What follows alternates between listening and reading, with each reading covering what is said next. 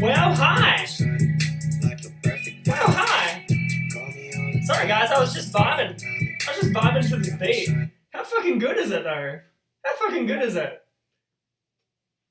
Yikes. Yikes, like, we could just spend a whole stream hanging out to this song. Hanging out to this song. Am I right or am I right? Of course I'm fucking right. Hello, Dalduros. Dalduros, where do I recognize that name from? Oh, my guy, how you living? Oh, Harlot, I'm sorry, but today you were not. Today you were not the first. A close third. Do we get to see... Well, where do I recognize that name from? EGNSsrenna. That may or may not be the the very lady, the mastermind behind the Coop song. You recognize the Coop song? Wow, look at that. Look at that. I'm in the way of chat. How good are we today? How are we all today, guys? Kebeste, how you living, girl? She did. Yes, absolutely. Absolutely. That is a song by our very own. Our very own. Use the command, exclamation point Coop song, I think it's called. I think that's what the command is called. That'll take you there. Go give her a sub on her channel, my guy. Here's what I need to do. I need to move that up here. There we go. And now that, yeah, there we go.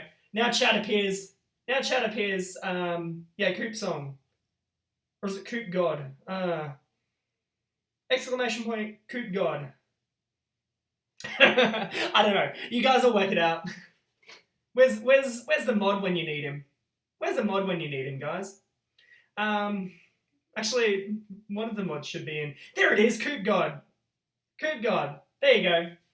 Guys, you can go check it out in there. What a time. What a time. Anyway, happy Sunday, folks. Happy motherfucking Sunday. Welcome. Feel like I haven't seen you guys all week. Obviously, that's not true. I got to see your beautiful faces on Thursday. Thursday, wasn't it? Yes. Happy Sunday to you, K-Best Air. Much love, girl. Cheers to everybody. Look. It looks like I'm. It looks like I'm drinking from like an invisible bottle. It's the invisible beer. It's a damn good time. Oh, yikes. Guys, before we launch in today, and before I get some very gorgeous looking people up on the screen, just wanted to quickly talk to you guys about something. I want to talk to you guys about giving yourself a break, right? I'm seeing it more and more. It's not even just big people on Twitch. It's people we know. It's people I know on Twitch. It's people that we know, and it's people that I know in real life. Just feels like everything's catching up to everyone, right? Everything's definitely been catching up to me. I don't know. I had mine a few weeks ago, but it's just happening to literally everybody. Everybody is burning out. Everybody is doing it tough. Everyone's tired. People need naps. People need, holidays. People need, some time away. Maybe we'll talk a little bit about that today. Maybe we won't. I'm not sure. But the really important call out here, guys, is this. Don't let yourself get to that point. Okay? If you're not, I think most of us are at that point. But, the lesson that you learn is, because it's obvious. You're tired. You have a rest. Okay? That's simple. The problem is right now, a lot of us, if not all of us, are tired to the point where we need a big fucking rest. If you've let yourself get to that point, then you've let yourself go too far.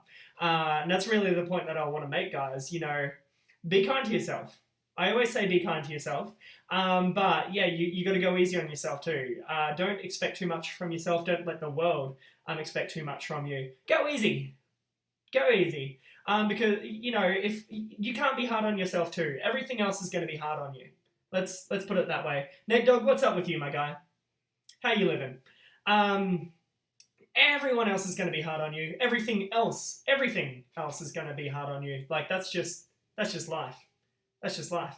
So, if anyone is going to go easy on you, it needs to be you. Don't expect anybody else to be. Don't expect anything else to be. Okay? That's all I want to say. That's all I really need to touch on, guys. Thank you. Thank you for watching my TED Talk. Well, I'm glitching when you tap. I'm glitching when I talk. That's interesting. That's interesting. Is anyone else having that problem? The playback looks pretty good for me, I think. Let me just double check that. Seems okay. It freezes. Well, yeah, maybe try refreshing your browser, dude. That sounds like a your end problem. Anyway, we'll keep an eye on it, guys.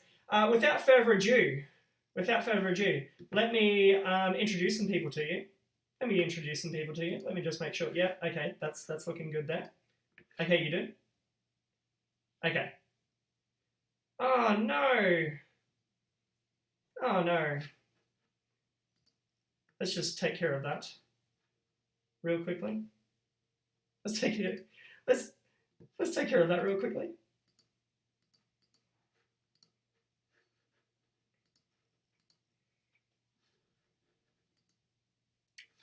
Okay.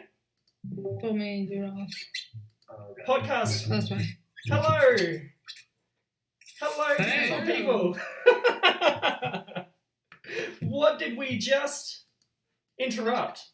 Dare I ask? Nothing. Dare I ask? Nothing at all. Oh, just keep an eye on chat, somebody. I'm having some. There's people asking me if I want to be famous. Obviously, I don't. Oh, ban those. My friend gets those all the time in their channel. There's something going around in everyone's channel where people are getting those from random people. It's like a bot going around doing it. Yeah, I can see that. Anyway, welcome, guys. I had to double check because I couldn't believe for myself. This is Raptor Pen podcast number 9. Number 9. No way. Raptor Pen podcast number 9. Now, It's crazy. it is. Crazy is the word I'd use for it, guys. So, look, just let me process this for a second. While I'm doing that, need you guys to introduce yourselves. Because we mentioned these really legendary people, I don't know, like a couple of minutes ago.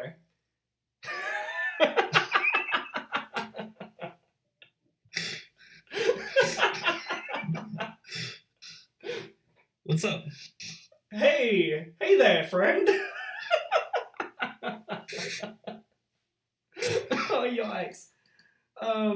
Streamlabs is having a moment. I'm stuck. I can't see chat. Do you have any Chrome tabs open? Close them all. I do not have any Chrome tabs open. I do have Safari open though, so maybe that's causing an issue. You seemed worried about the Chrome tab thing. No, look, I'm happy. You're happy? I'm not worried. Oh god. Oh no, Rona. You've made me laugh to the point where I've got Rona. What? Let me look concerned. It's fine. Velociraptor. Now I'm concerned. Coop Velociraptor. Oh! Oh, that's great. Nate Dog, you follow me? Oh, cool, dude. Yes, you did. Hey, thank you very much for the follow, Nate Dog. Appreciate that. Yeah, chat is just really weird. Can I fix that? Probably not. I'll try and keep up with it. Anyway, there's just like something glitching out there. It's alright, chat. I can read you. I'm just going to be slow on being able to see what you said. Anyway, as I was saying, guys, introductions. As I was saying before, I mentioned a couple of pretty amazing people a few minutes ago. Pretty amazing people. I mentioned this dude called Dalduros. Don't know if you've heard of him. Absolutely legendary streamer. Guy's a dead set weapon, a beast. People, I don't know, for some reason folks don't believe me when I say this. The guy is actually bigger than I am in all of the ways a man can be bigger than another man. Let's put it that way. Yeah, what a guy. Dalduros, you heard of him? Either of you heard of Dalduros? Nope, never. Right, well, I'm hoping to get him on the podcast sometime. So, you know, hopefully he's watching this right now. There's this other girl I'm hoping to get on the podcast. I don't know. She's very, very talented. Very, very talented. Goes by the name of EGNSsrenna. On some platforms, you might recognize her as EpicSrenna. The common denominator here is her name is Srenna. Okay. She makes music, guys. Yeah, can you believe that shit? She streams on Twitch. Makes music. Made an absolute fucking banger. Apparently about me. I don't know. It's pretty pog. The lyrics are pretty pog. Paint the image of a guy that I could only ever dream of living up to. I tell you what. But yeah, that's that Srenna chick. I'm hoping to get her on the podcast. If either of you know her, really would appreciate that. Really would appreciate that. If there's a mod in chat, my chat is frozen. I can't do this myself. If there's a mod in chat, like, sorry, you guys, I don't know who you two are actually, but look, you should definitely go and follow these two people. So can I get a shout out for Dalduros in chat, please, mod? Whoever, you know, whichever mod is in chat right now. And can I also get a shout out for EGNSsrenna in chat? Both of you, I recommend you go and follow them.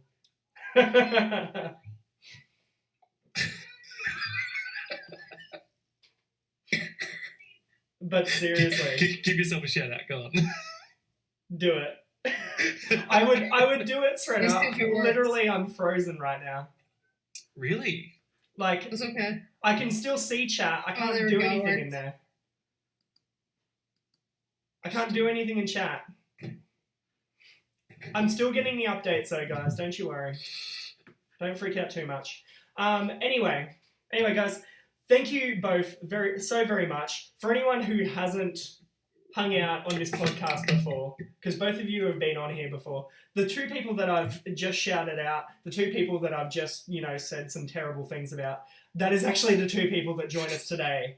Yeah, boy oh boy. If you're watching this on YouTube, boy, this whole sequence would have pissed you the fuck off. And you've probably stopped watching this by now. If you're still watching this on YouTube, then bless you. Bless you. And subscribe to my channel. Anyway, so, guys, first of all, how's your week been? It's been a big week for a lot of people. How's it been for you? Sorry, you go first. Ladies first. It's been fantastic. I've had a couple amazing things going on and happening for me right now. I can't talk about them, but I have some pretty exciting stuff going on. As far as the week, it's been good overall for me. How's the week been for you guys? Down? It's been alright. It's been a good streaming week. I did have to cut one of my streams short yesterday when my partner's car broke down in the car. So I was like, oh shit, I have an emergency. Go help her out. Luckily, we found out that the car was like seizing because she dropped her keys in the puddle. So the car was being immobilized. But other than that, it's been a good week. Meeting some new people, having a lot of fun. I still have a massive squat debt racked up that I have to do, but otherwise, it's been great. It's been good. That's a hell of a time.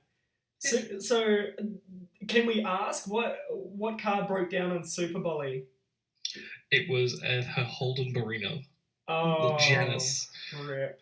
She's had it for 7 years, and I should elaborate. It didn't break down. The keys mysteriously fell into a puddle, and so when they were put in the car, it shorted out because it forgot it was the key for that car. And just refused to live ever again. Oh, yikes. That's a piece of history right there. That's an Australian-made vehicle. Yeah. Oh, well. Doesn't know what a key to itself is. Exactly. How about you, Coop? What's been going on? What's been going on with me? I've been keeping it real. Just just trying to refine that rhythm. I took some time away from work a few weeks ago.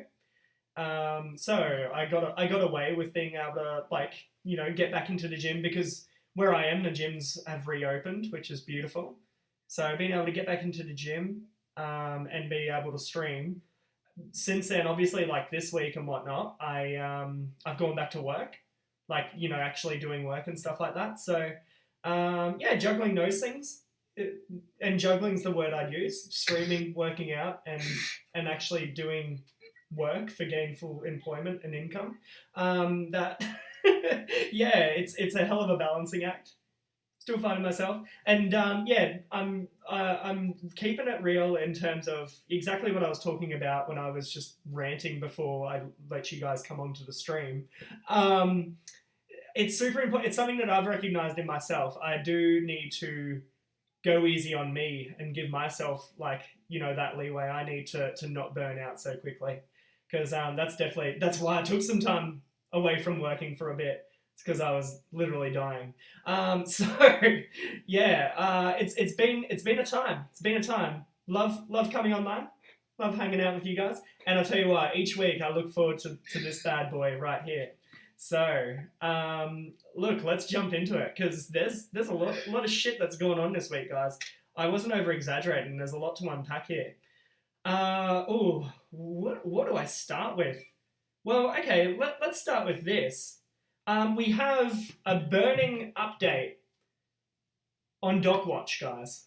So, anyone that's been watching us regularly, anyone that, I don't know, is binge watching the podcast on YouTube right now, you've got to this point. We've been feeding you updates ever since Dr. Disrespect's permanent Twitch ban. Well, look, we've had a breakthrough. We've had a huge, just throbbing influx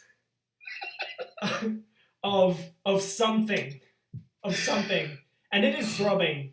Nothing has throbbed harder than this has, as far as Dr. Disrespect updates go.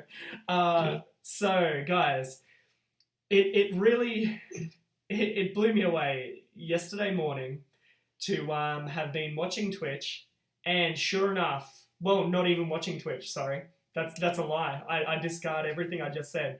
Watching YouTube. And live on YouTube was the man himself, Dr. Disrespect. Mm-hmm. Now, did you guys catch it? What did you guys catch? Where were you? I caught the whole beginning part of it. Oh, I'm so jealous. Oh, boy. I'm so jealous. Boy, I was out all day, so I missed the entire thing, but I heard... And I watched some of the replay back and sent fucking chills down my spine. Yeah. Chills. The dude definitely knows how to get our attention. Let's put it that way. So, anyone living under a rock, you're probably wondering what the fuck we're on about. Well, Dr. Disrespect, I'll just exposit a little bit for you. So, a few weeks, probably a month ago now, right? It's got to be a month ago. When did it first happen? I don't know. Raptor Pen number 2. So a few weeks ago, a month ago, Dr. Disrespect, one of the largest streamers in the world, and obviously one of the largest streamers on Twitch, recently had signed on to a exclusive streaming deal with Twitch, paying him a lot of money, everything like that. Talking about a guy with 5 million followers on his Twitch channel. So, no small deal. Out of nowhere, received a permanent ban off the platform. And absolutely nothing was said by anybody about it. Twitch didn't elaborate further. Doc, he tweeted briefly at one point to say he hasn't been told why it's happened. And it's really been pretty silent since then. We did get a video a couple of weeks ago. From Doc. Didn't really tell us much. It was just like an awesome legendary trailer thing where he sings a song and, well, he just stands there really. But it wasn't telling us much. I don't know, it was fair to speculate that he was going to go to YouTube. And, yeah, sorry, Dal, did you have something? I'll say after I have a point, but I'll wait for you to finish. Yes, well, what I was going to say. And we were speculating that he would go to YouTube. And sure enough, over the past 48 hours, that has eventuated. the guy, well, he started a live stream on YouTube. I think it went for like an entire day. It felt like it went for a few hours at least, and it was literally just it was just like a live image. You know, he has an excellent production on his stream. Anyone that's watched it before, it's amazing. Anyway, so he just had one of his live images up, you know, with some sick audio, and it just sat on that for hours with some like mock radio updates. And throughout the mock radio updates, just teased that he would be streaming. A lot of people tuned in, like thousands and thousands of people tuned into this thing. And he didn't. 500,000. Yeah, and he didn't even he didn't even go live at that point. He appeared in chat. He let people know that he wouldn't be going live that day, and he would see them all the following day. So, and sure enough, he comes online. So that brings us all up to date, guys. So I suspect, and I only had this sort of, I wouldn't call it a pivot, this realization that when I was watching this 22-minute video he put up, which was this montage, I guess, because like, it's Dr. Stone is back and the entire world watched, which is so true. It currently has 1.3 million views, right? The one before that is essentially a music video he put out, which was Red Skies. Yes. And like, don't get me wrong, I fucking love 80s, 90s synthwave retro. Like, new wave retro is one of my favorite genres, right? So he's like, I'm already in love with the guy. Like, I have not been a part of the Champions Club. I was very late to the game. Like, I knew of him, but not that much. But in what I have garnered so far is that, and this is from everyone, from Harris Heller, from like Linus Tech Tips, from so many other media sources, is that Dr. Disrespect is the best in the game when it comes to Twitch. Previously, yes. Now YouTube. In gaming, he's the two-time, right? He is a hype master, right? He builds hype like no one. When I watched that video, I was in like shivers at just how epic it was. It made me want to play Call of Duty. And this realization then hit. What if he wasn't banned? What if he either came to the end of a contract or there was a mutual parting, however, he wanted it on his terms to make it look like he was banned? Ooh. Because what builds drama, what builds suspense, right? All of a sudden, the last stream he gets, it's dramatic. He sort of goes on a tangent. He's a great actor. He is a showman. What's to say that those last 5 weird minutes of him going weird wasn't just all a show, right? All of his videos removed, everything is done. There's silence on the dock front for a month, and then all of a sudden, this, there's dribs and drabs. He is a hype man. He's a master of media. What's to say this wasn't coordinated? Well, what's to say? That's a crazy chain of thought because a lot of do you remember we even did go into a little bit of the speculation about this a few weeks ago. We were talking, some people suspected that potential Doc is capable of staging a ban, like that was something that, but if you remember at the time when this ban went down, it was a very tactless time to be a big streamer who was getting a ban. Because at the same time, there are a lot of big partnered streamers getting permanently banned from Twitch in light of the Me Too movement that's, finally got here. And, not just Twitch, obviously, but gaming and esports and just everything in general, finally. But, yeah, so, at the time, I think the idea was shot down because Me Too was just so big. And obviously, the guy hasn't been free of controversy in the past when it comes to things. The bathroom scene. The bathroom scene, yeah. And obviously, what happened with himself and a lady who wasn't his wife is how we put it. I guess a lot of people thought, surely he wouldn't be that stupid. But when you put it that way, and a lot of people are looking at this stream that he put up for us, right? I mean, it probably was prior knowledge for Doc that his best stream ever previously had been when he came back from his cheating scandal. So when he was caught cheating, he took a break from streaming. And then when he came back, his numbers were through the roof. Look, I hadn't actually been I'm not a religious Doc viewer. I wasn't subbed or anything to the channel or anything like that. Was following though.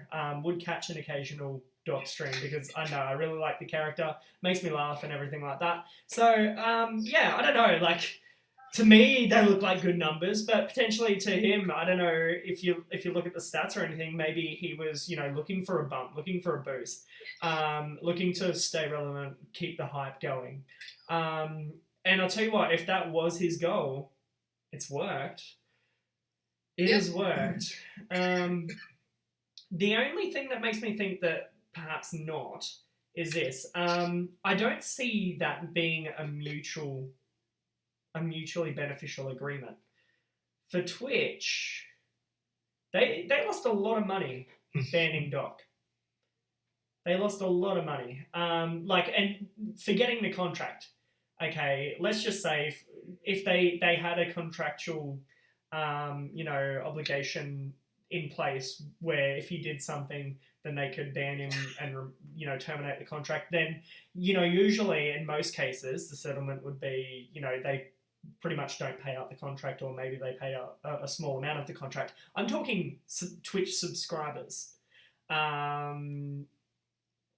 Ad roll, so many different things. With nobody subscribed to this man's channel, if people just sat there and watched the whole time, and you think about ad roll and viewers and everything like that, they were raking in a lot of revenue. He was too, but don't forget, when it comes to subs and ad roll, yes, we get something for it. Like an affiliate will get things for that. Not as much as a partner, but affiliates get it. Yes, we get something for it, but so does Twitch, and usually Twitch take the bigger bite, even when you're a partner. So when you have a streamer like that disappear off your platform, I doubt, unless it was something really really substantial, one way or another, and maybe we can go into this a little bit further with another topic here. I just don't see them, having Doc come to them and say, hey, so I want to do this, and then being like, yeah, sure, like that's fine. Like, you know what I mean? Yeah, no, I hear what you mean. And like I was looking at his stats as well. So like a lot of his stuff was on the down in terms of hours streamed, followers gained, followers per hour, viewers gained, views per hour, hours watched. A lot of that was on the down. The only thing that was up was average viewers and peak viewers.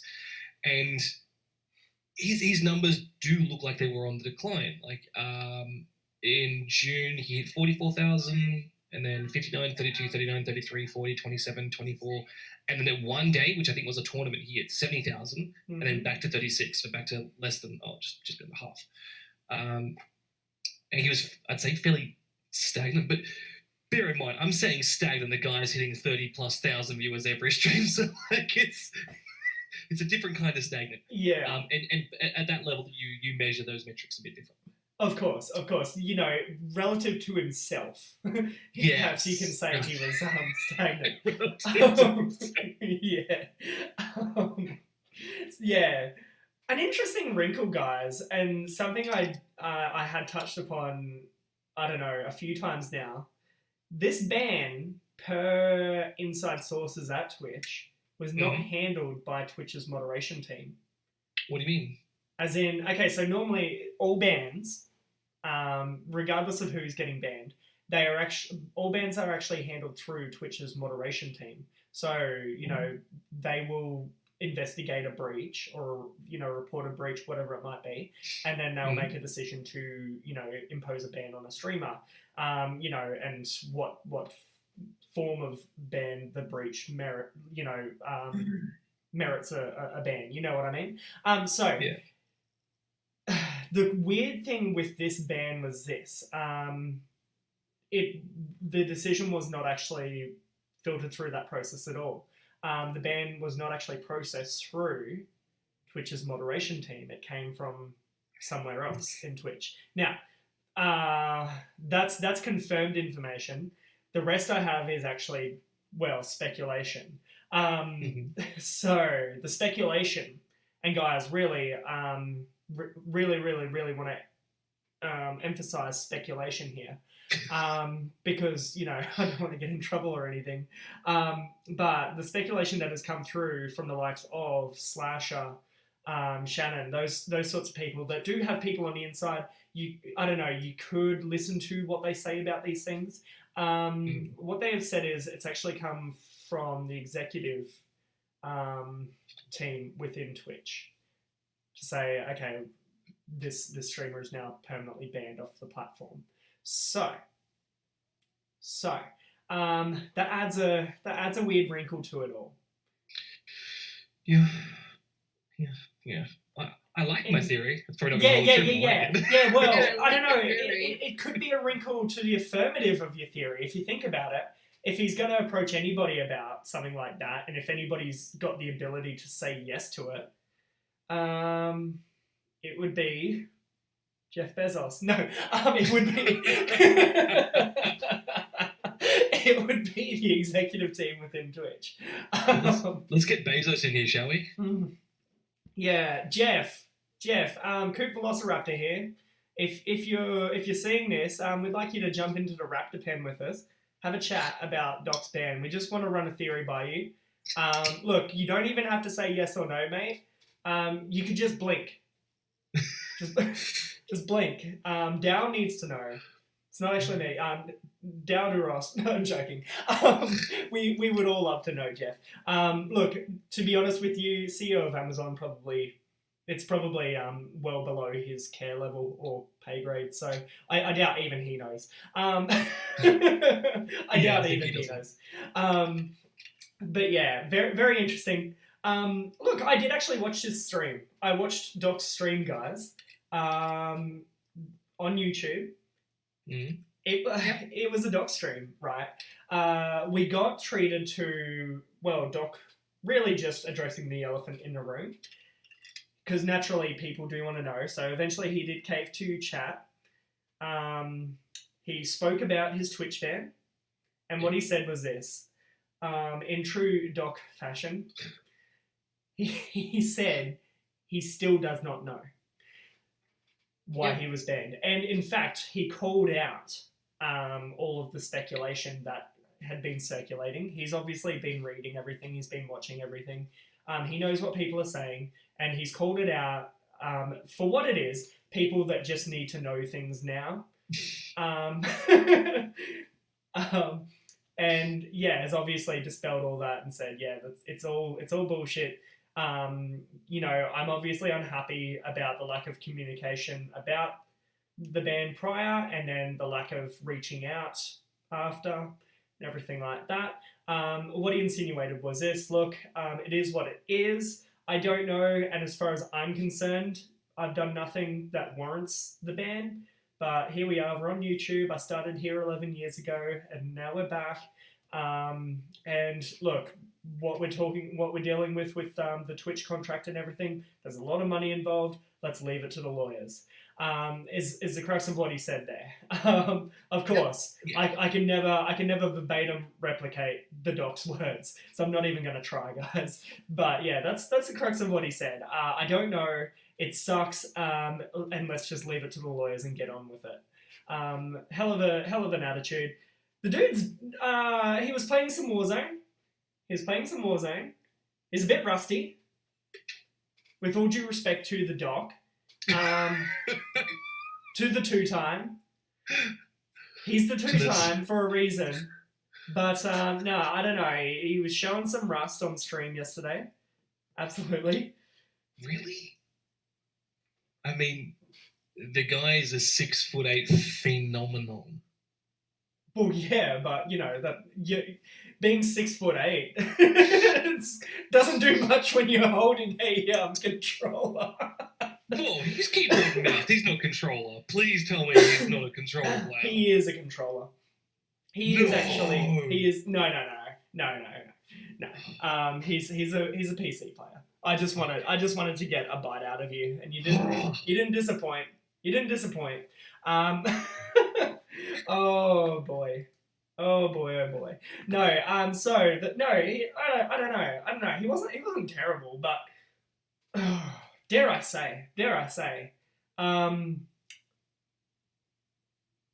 I would have beaten him yesterday. Yeah. And I'm hardly a pro, guys. I'm hardly a pro. He definitely made some rookie mistakes. It's clear.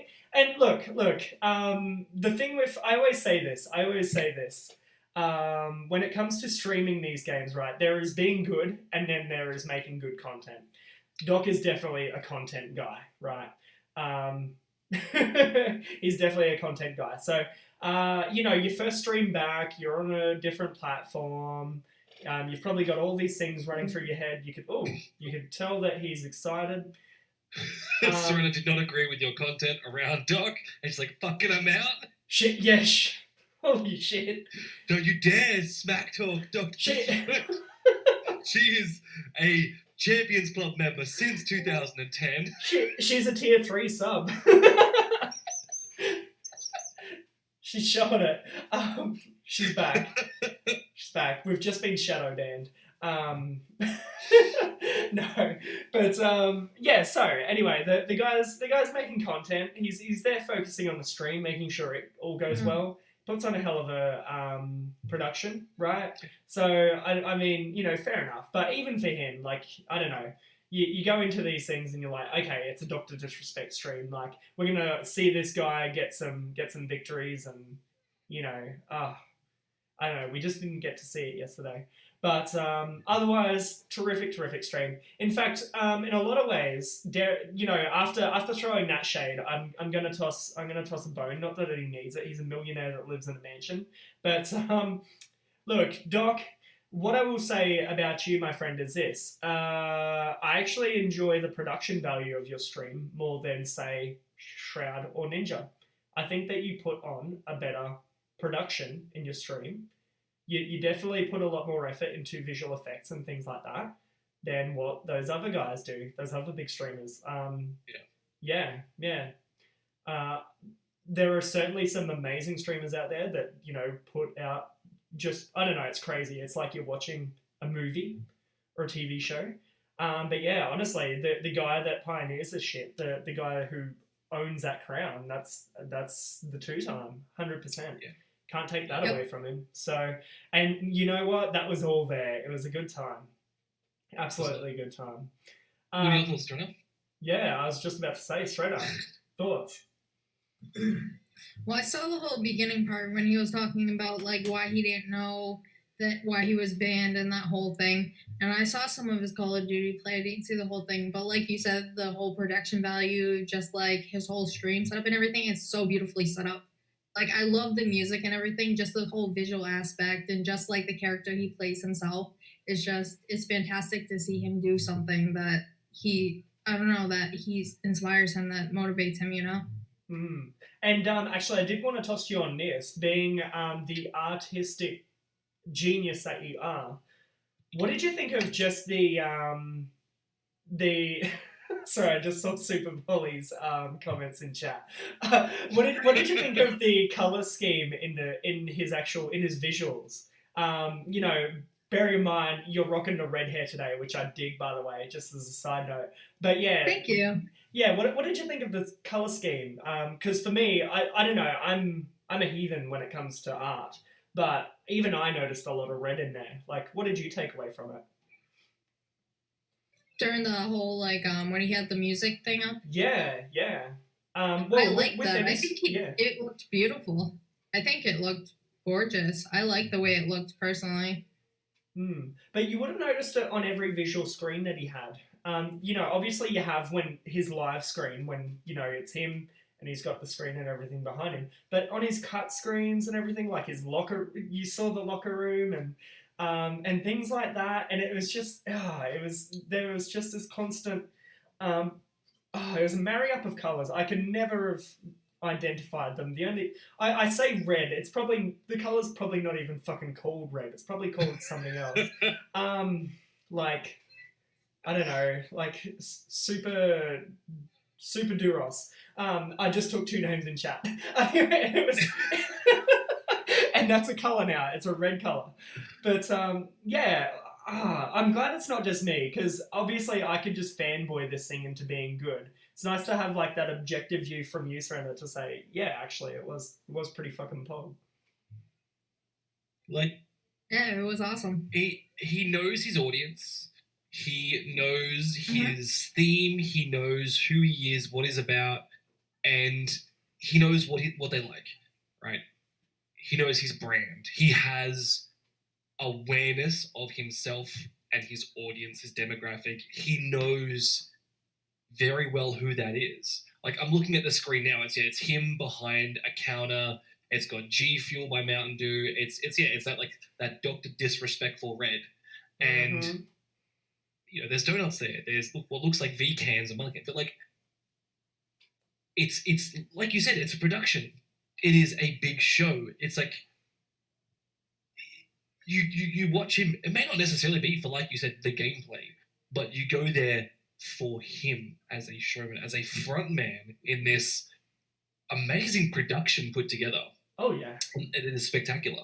I like it. Like, I'm part of this demographic. I appreciate the red, and it's not glaring in your face aggressive red, even though his things are violence, momentum, and speed. But it's subtle enough, right? Oh, it's yeah. not just like big neon lights, which is one of his things, but it's subtle enough. It's really good. I really enjoy it. I really do. It is actually, yeah. It is actually.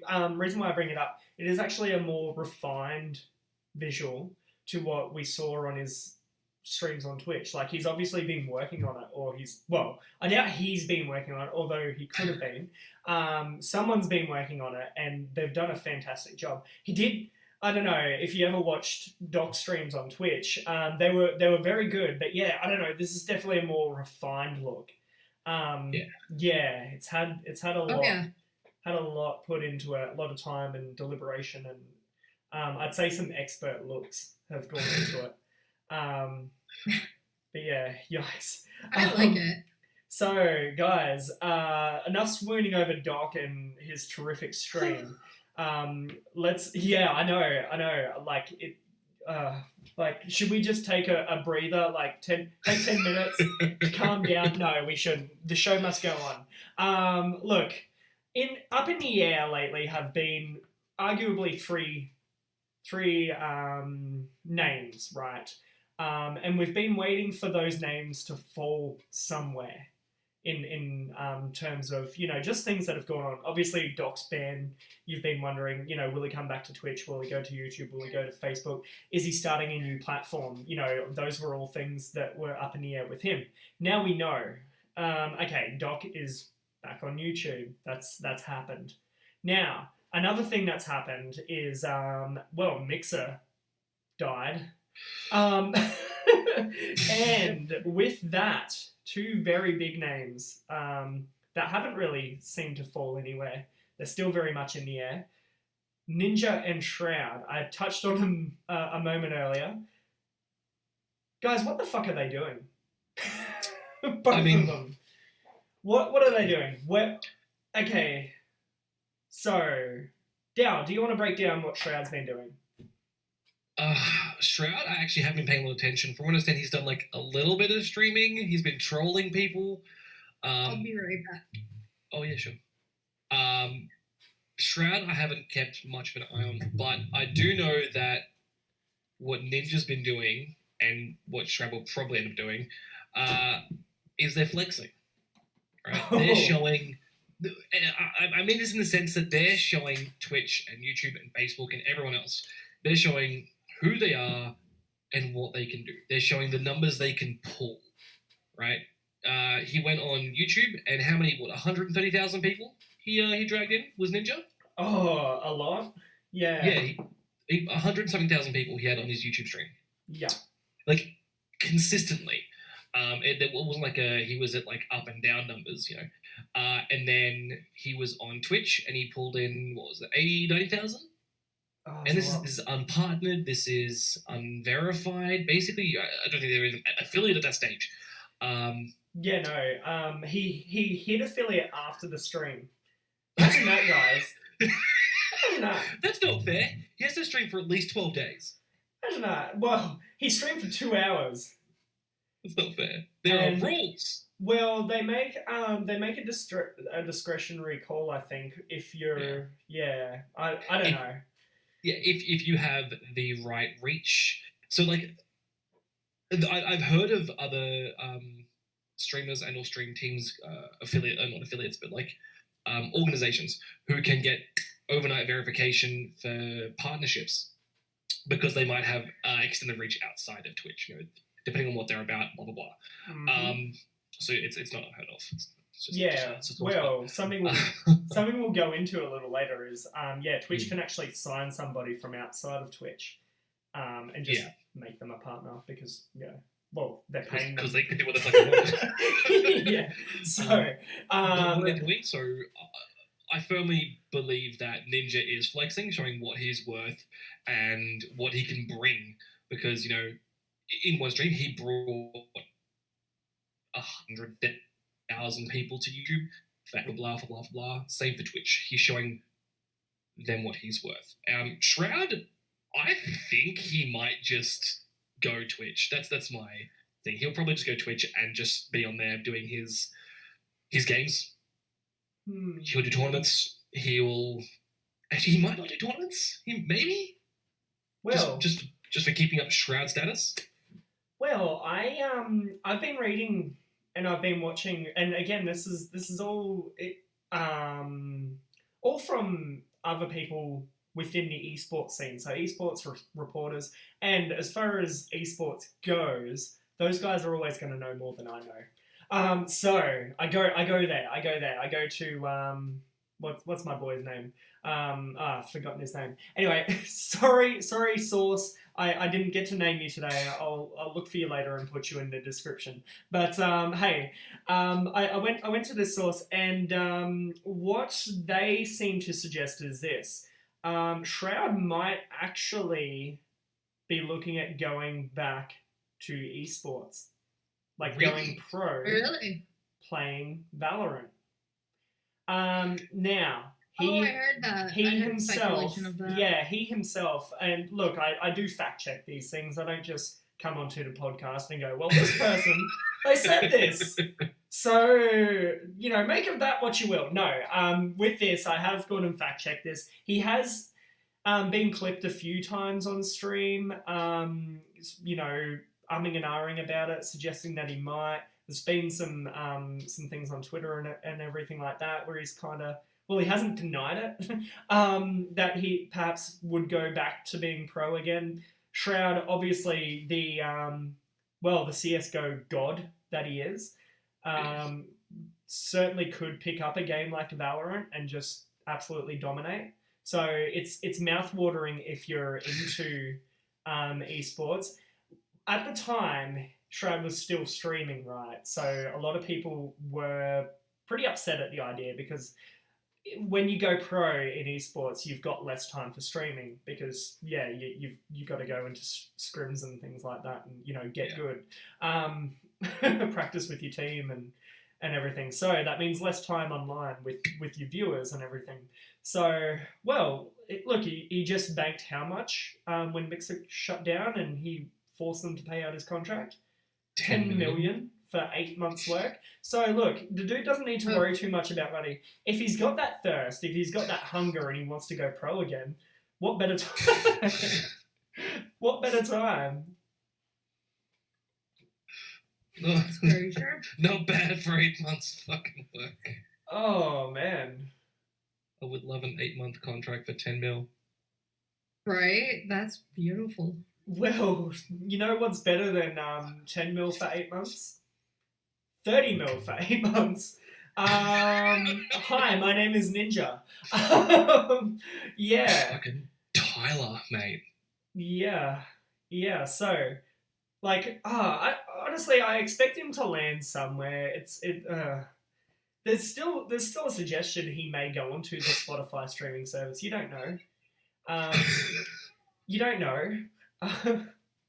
um, Another suggestion, I don't know. I feel like Mark Zuckerberg is on like a couple of alternative accounts, just tweeting that Facebook gaming is still in the picture, and I think that's the only person that right now still thinks that is Mark Zuckerberg on alternate accounts, and that's where I suspect those whispers are coming from, because I think if either of those guys were serious about going to Facebook gaming, they'd take the double contract, right? Um, yeah. Although, if you're Facebook gaming, obviously you're pretty fucking desperate for a big name to come and stream on your platform, right? So maybe you would let Mixer pay them out and then agree to a new deal. Maybe you would do that. But anyway, point I'm making is there is a suggestion that they're still in the picture, Facebook. But I highly doubt the credibility of that suggestion. Is what I'm saying. I think the theory there is there's how many billion people connected on Facebook. Mm-hmm. So everyone's already there. The community is already there. So in effect, you already have 2.5 billion people on Facebook gaming.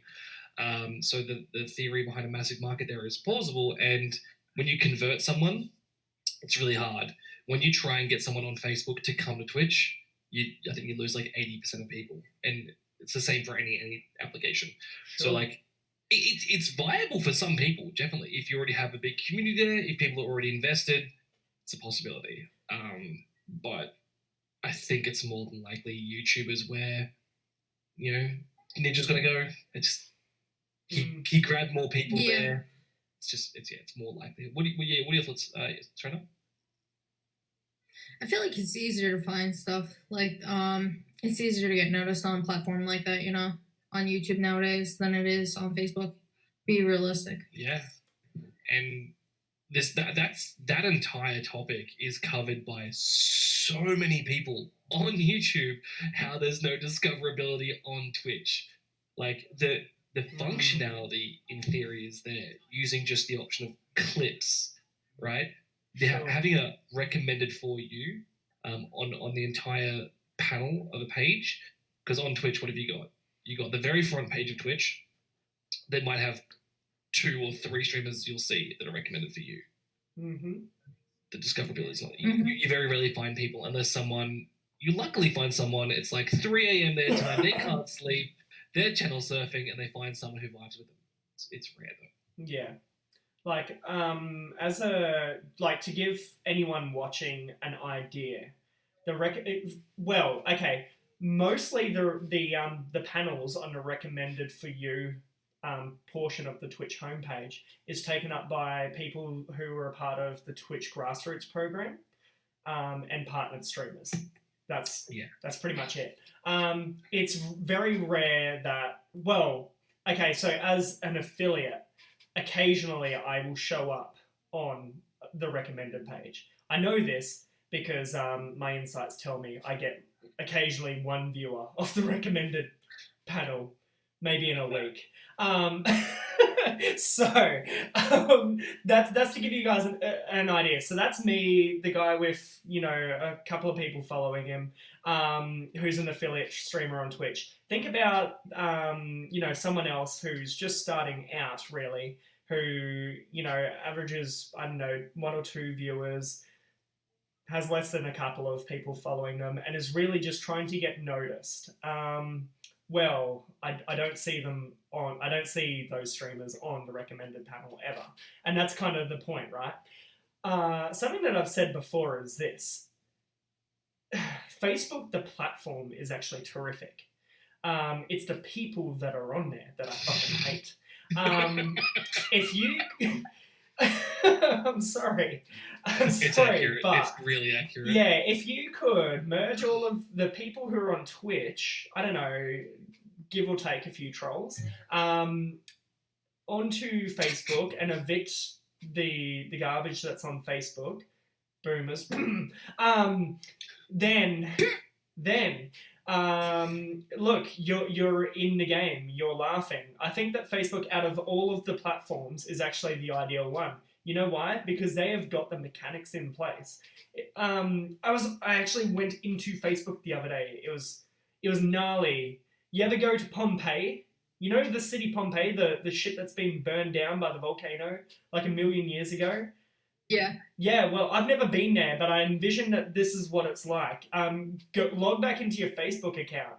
Oh boy, oh boy, it's charred. It's charred, and it's just really bad. But what did pique my interest was this. In my feed on Facebook, it pushed a streamer onto me. It pushed one of their streamers. There was a guy called Rumi. Anyway, I was bored because I had gone back into Facebook. Like, I'm really, really fucking bored at this point. So I'm like, oh look, this is a guy that's actually streaming on here. This is crazy. What, like, let me check this dude out. And actually, he was terrific. It was really funny. It was a very good live stream and everything like that. I thoroughly enjoyed it. And he actually, like, his stream was very much relevant to me. Like, it was definitely content that I, as a viewer, wanted to consume. And that's what Facebook does. For better or for worse, they listen to you. Like, quite literally right now, because that fucking app is on my phone again, it is listening to me. Yeah. It is listening to the things I'm talking about. If I go back in there, it's going to push ads on me that are tailored to whatever we're talking about. There's probably going to be like a Dr. Disrespect branded sunglasses, a ninja shirt, a Shroud cap. Like, that's all going to be in there because they have really got those mechanics down packed. So the same goes for streamers. Their streamers, when they're live, they push them onto people whose preferences they set based on their own analytics. It's built very cleverly for that sort of thing. Something that neither YouTube or Twitch could replicate. Well, I mean, yes and no. Twitch definitely can't replicate it because their analytics are complete horseshit. But YouTube analytics are really good. Probably, in terms of content creation, they're the best out there. Yes. Facebook knows you as a person, through all of the webhooks you click, everything you go onto, it knows what you're clicking, yes, all that stuff, everything you look up, through ad revenue, through all that, what's it called? It's personalized for you. That's why you found a streamer that was relevant to what you like. There's probably some sort of tagging system, some sort of metadata that it correlates with what you like, with what that person has metadata on their accounts. Like, oh, we think, this Coop and this person, they like caps. Let's make them watch each other. Hats, not caps. Yeah. No, Sorry, hats, not caps. And YouTube would have that too, from all the recommended videos that you've watched. All of the things, so you've watched Linus Tech Tips, you've watched Jenny 2 Cents, you've watched Lazy Peon, you've watched this person, so it has a good gathering of metadata of what it is you like. And so then you get the recommend for you panel. It's like, you like all these things. We're pretty sure you're going to like all these guys. Yeah, I hear that. I hear that. Only, I don't know, maybe I'm just basing it off me as the YouTube viewer. Maybe. Okay. But when I'm on YouTube, I'm watching what I'm watching. I'll only let it play the next thing if I'm not paying attention. If I'm actually just lurking on YouTube. Srenna, what do you do when you're on YouTube? Me? So I don't have it so it can pull up anything like that I previously watched. So I'll just so for me, it's different. I turned all that stuff off. So that way, for me, I don't like people keeping track of everything that I have, like all my data and stuff like that. So I turn all that stuff off so that way they can't. But for me, what I'll do is I'll search people that I'm looking into, or it'll even pull up stuff that I'm interested in. Like, I'm interested in art, right? It'll still pull that stuff up because it still knows how to pull that stuff up. So I'll go through different pages that I find, or just random searches. Yeah, I don't know. Like, it's a weird thing. Like, my own viewership experience on YouTube has been I'll go there to watch videos. I've never watched. Actually, I tell a lie. I watched the doc stream. And hey, YouTube, maybe that's why you should just keep on bringing in names like Doc and Valkyrie and the likes, because that's the only way you're going to get people to watch your streamers. No, but yeah. So the only stream that I've ever actually watched on YouTube is actually the Doc stream that I watched yesterday. Aside from that, I've never gone onto YouTube to be like, okay, I'm going to, who's streaming right now? Or, I've never been on YouTube watching, what do I watch on YouTube? What Culture and Watch Mojo and Dalduros' channel. And, no, I'm joking. So you nobody never watches that. No, I'm joking. YouTube rabbit hole? Sorry? You've never been down the YouTube rabbit hole of watch one video, then another, and then all of a sudden you're at like... I do it when I'm watching like cat videos or fail videos or something. You watch that one cat video and then you're like, wow, this person's done a compilation. But that never brings up a streamer.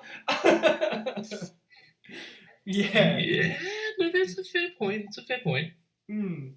So, yeah, I'm not sure.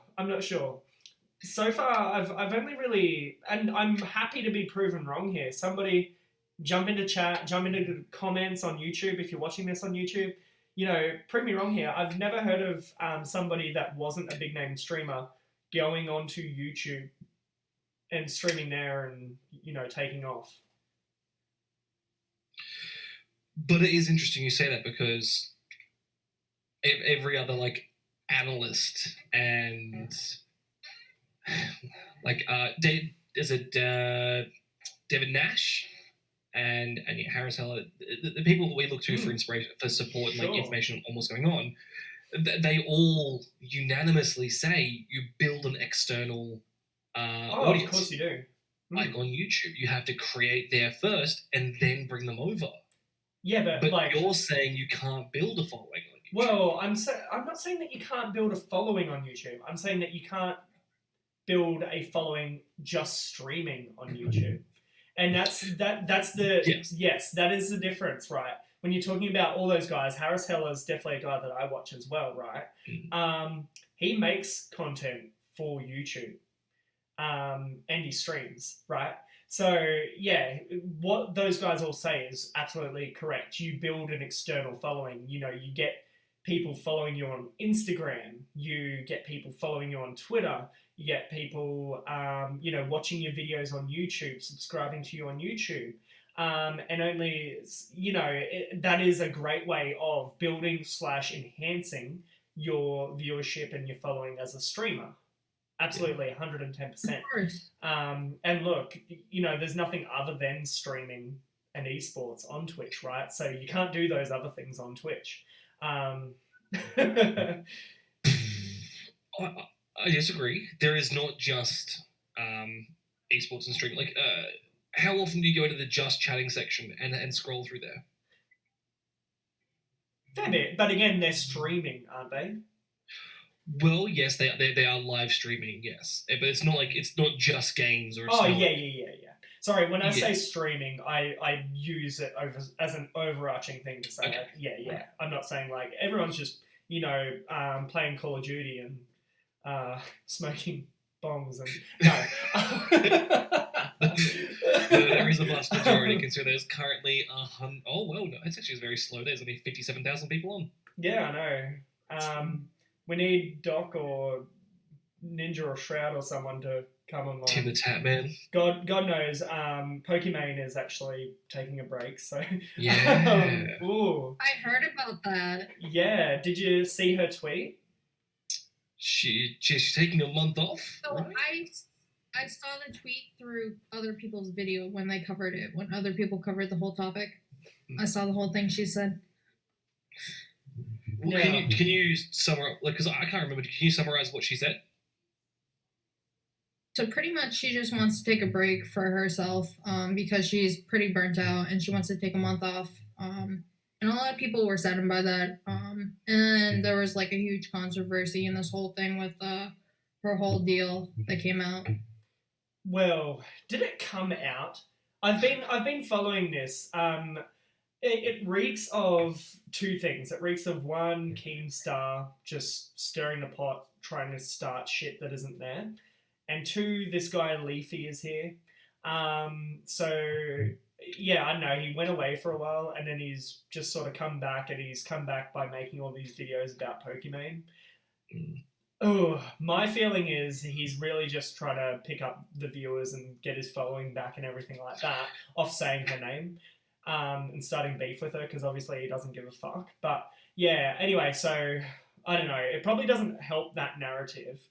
That off the back of him doing that, she's then decided to take some time away because now what those guys are doing is saying, "Ha, we did this." Yeah, Yeah. it's pretty fucking weak. Yeah, it disgusts me. And no, that's not because I'm a tier 3 simp or anything, guys. I just think it's. I don't even watch Pokemon. Like, don't get me confused for a simp. I'm just saying. Yeah, fuck Keemstar and this Leafy is here guy, whatever his name is. He's a pretender, and obviously he's just one of those folks that is trying to chase clout by talking shit about somebody else, which I'm never for. Never will be for. Haven't been, won't be. So, is what it is, guys. But, hey, Pokey, like, I don't know, enjoy your break, girl. I'm sure you'll be back and you'll have like 100 million viewers more than I'll ever have. So, hey, cheers to you. So, No, she's taking time for herself, you know? yeah, exactly. And I'm that's glad she's being able to like take time for herself. well, as streamers, it's something that we're terrified of doing is taking time away. Actually, isn't it? Yeah. Yeah. Like you think about it. So for her, streaming is her job, right? She Right. yeah. I mean, she makes a lot of money doing it, but so you know, your income is based on you being online and people subscribing to your channel, consuming your content, throwing donations at you, cheering bits, everything like that. And obviously all of the sponsorship and shit she makes on the side. But so something that has happened, you know, I don't even need to go into affiliates being worried about, you know, taking time away because it absolutely can hurt. A smaller streamer being away from your stream, right? Sometimes it can be better, but sometimes, yeah, it absolutely can hurt being away. You can be a partner, a Twitch partner, and all it takes is for you to take a month off. And there are examples where they've then come back and it's actually, you know, hurt them. So yeah, there are horror stories out there, and that's why people are really nervous about taking time away. But yeah, when you're not good, when you're not feeling good about you know you or you're feeling burnt out, it's the same as a job, right?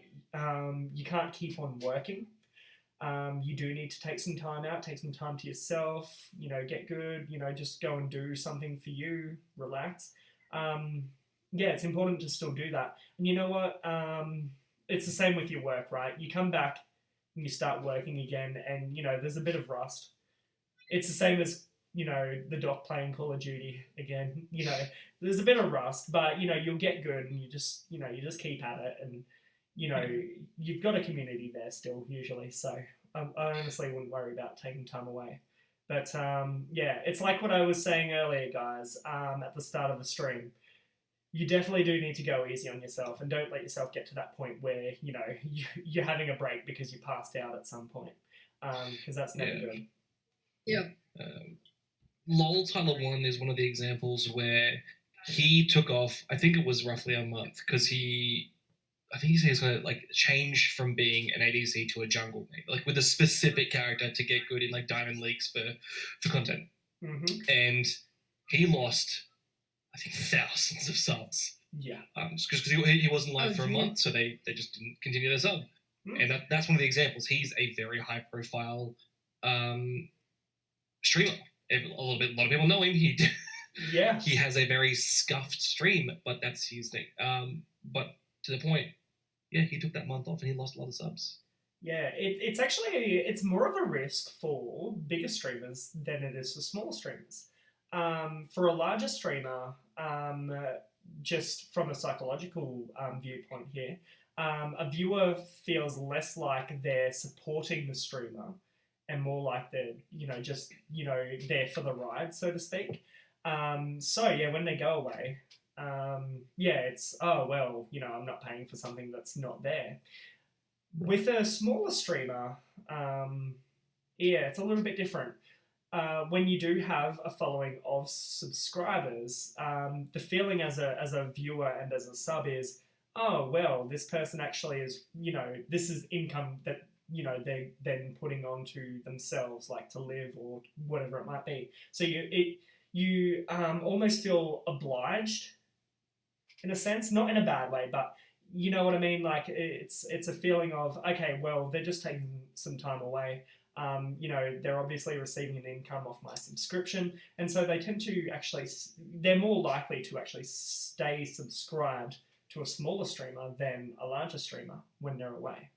Interesting. There's obviously, I'm saying that's a tendency. I'm not saying if you're a small streamer, go and fuck your viewers off and go for a holiday. But yeah, look, it's less likely. Makes sense, though. Yeah, it's less likely that all the amazing people that you have in your chat are just not going to be back there when you're on again.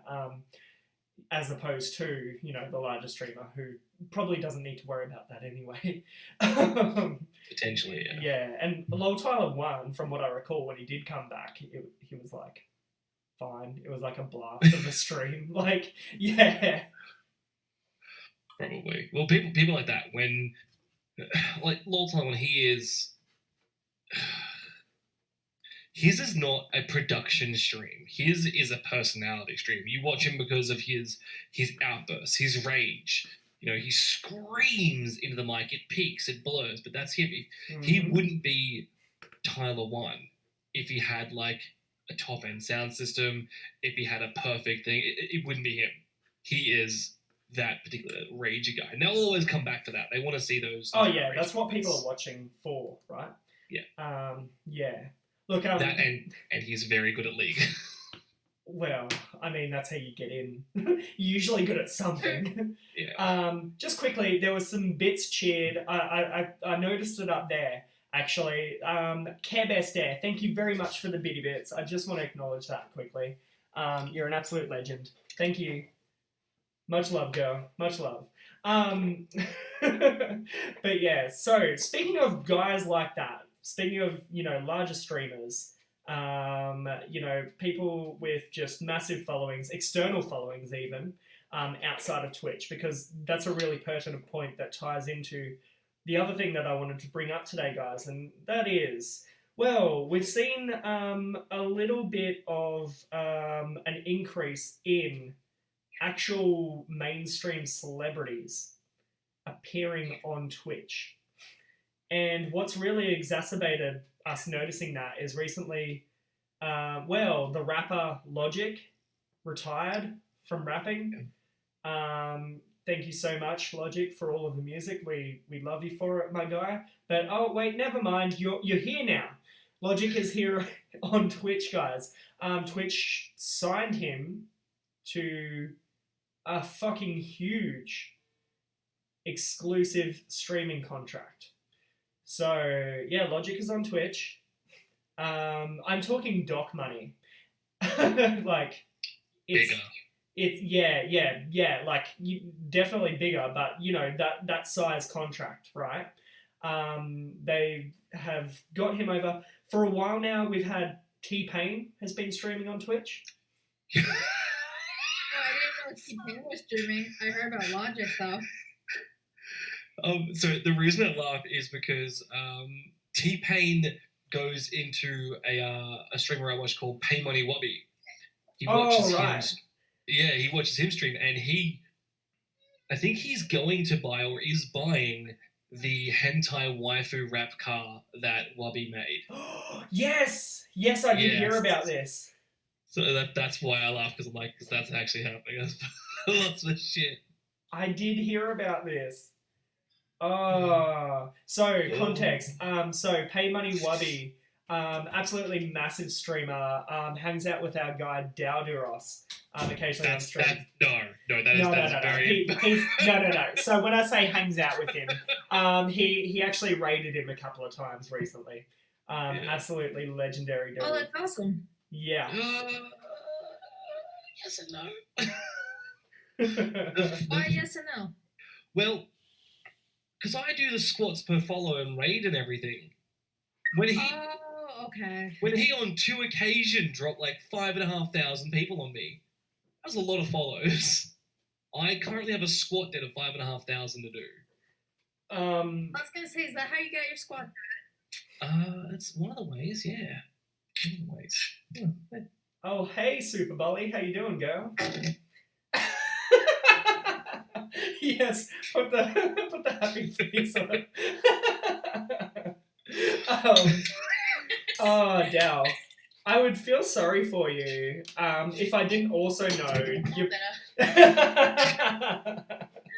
If I also didn't know that was like also transforming your thighs and your glutes into just the most thunderous abominations. Mate, they are so sore. Okay, imagine what would have happened to me. You'd still be dabbing. I would. People would think that there was something wrong with me. I'd just be like, and then if anybody subbed, like out of 5,000 new viewers, oh. And you just know the first one would set off several. Oh, yikes. Oh, yeah. I would not be talking for another fortnight. Yeah, boy. But no, that was absolutely crazy. But yeah, I heard about the T-Pain buying Wobby's car. Yes. I didn't know that it was the hentai car. It was. Oh, that is such a Wobby thing. I didn't know T-Pain would be into that though. Damn. Yeah, just for the shits and gigs. Hey, Hayden Green, thanks for the lurk, my guy. Appreciate it. Actually, Hayden's a legend. Mod, if you're in chat, could you throw a shout out for Hayden Green 23 in there? Thank you. But yeah, oh boy. But anyway, so reason why I brought up Logic's contract, guys, is this. And you know, I point out T-Pain's on there. And actually, we've had a lot of porn stars popping up for a little while now. You know, Mia Malkova is probably the biggest one that I can think of at the top of my head. Yeah. There's been a few. They're there. Lalana B is on there as well. She's here, yeah. Yeah. So you got Meek Cliffer, Lalana B. You've got there's a bunch. I know there's a bunch. But yeah, they can't discuss their work, but they're here. Yeah, I think the most that they can do is confirm that they are in the biz. Yeah. So, I mean, you know, fair point, fair reason. You have to go to their Twitter to then find their other links, obviously. But guys, reason why I mentioned that is this. We've obviously had like a lot of partner bands recently. Not least of all Doc, but there've been a few others with the Me Too movement. Some pretty big guys just erased off the platform. And yeah, all of these folks just seem to be coming in. You get the big Logic contract that comes in. What I'm wondering is this, and it's just a thought, and let me know what you guys think. Are Twitch trying to lure in a more casual audience onto the platform? Yes. It would be dumb of them not to. Even if it's someone watching for 5 minutes or 25 minutes up to 4 hours, you want more people, more visibility, more ad revenue. To me, it makes more sense, yes. Srenna, what do you think? Definitely, I agree with Dal on that. I agree with everything he just said on that. They definitely know what they're doing. Yeah. On that, I disagree. Oh wow! So like, yes, they're aiming for a more casual audience. They're aiming for a wider demographic. Yeah, they're signing more people on. They are getting rid of more people as well. They might be trying to get rid of what they might perceive as bad influence. They're also trying to get a wider audience for more revenue, but I don't necessarily think they know entirely what they're doing. Especially when there are so many other, like, they should take notes from YouTube. They should have more discoverability, have more options for people to find other people. They should make things more easily, more accessible. So they do, in one hand, know what they're doing, but on the other, it's like there's a horse loose in the hospital. Yeah, Okay. it's really interesting, isn't it? Because you don't, you do want to increase discoverability, right? You also don't want to risk making things more convoluted than what they already are. Yes. Because like as it stands now, okay, so when if you are just joining Twitch today for the first time, for some reason you came in here, in which case bless you. Look, you would remember this, okay? So you created your account or whatever, and it asked you what sort of shit you're interested in, and then that would set then the categories that come up on your homepage, and then what it try and tailors for you in terms of recommended streams.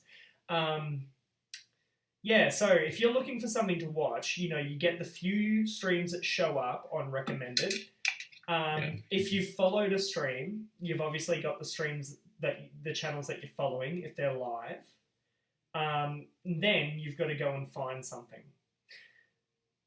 and that's where the problem lies, I think. But how do you improve discoverability? By not making that even harder than it already is.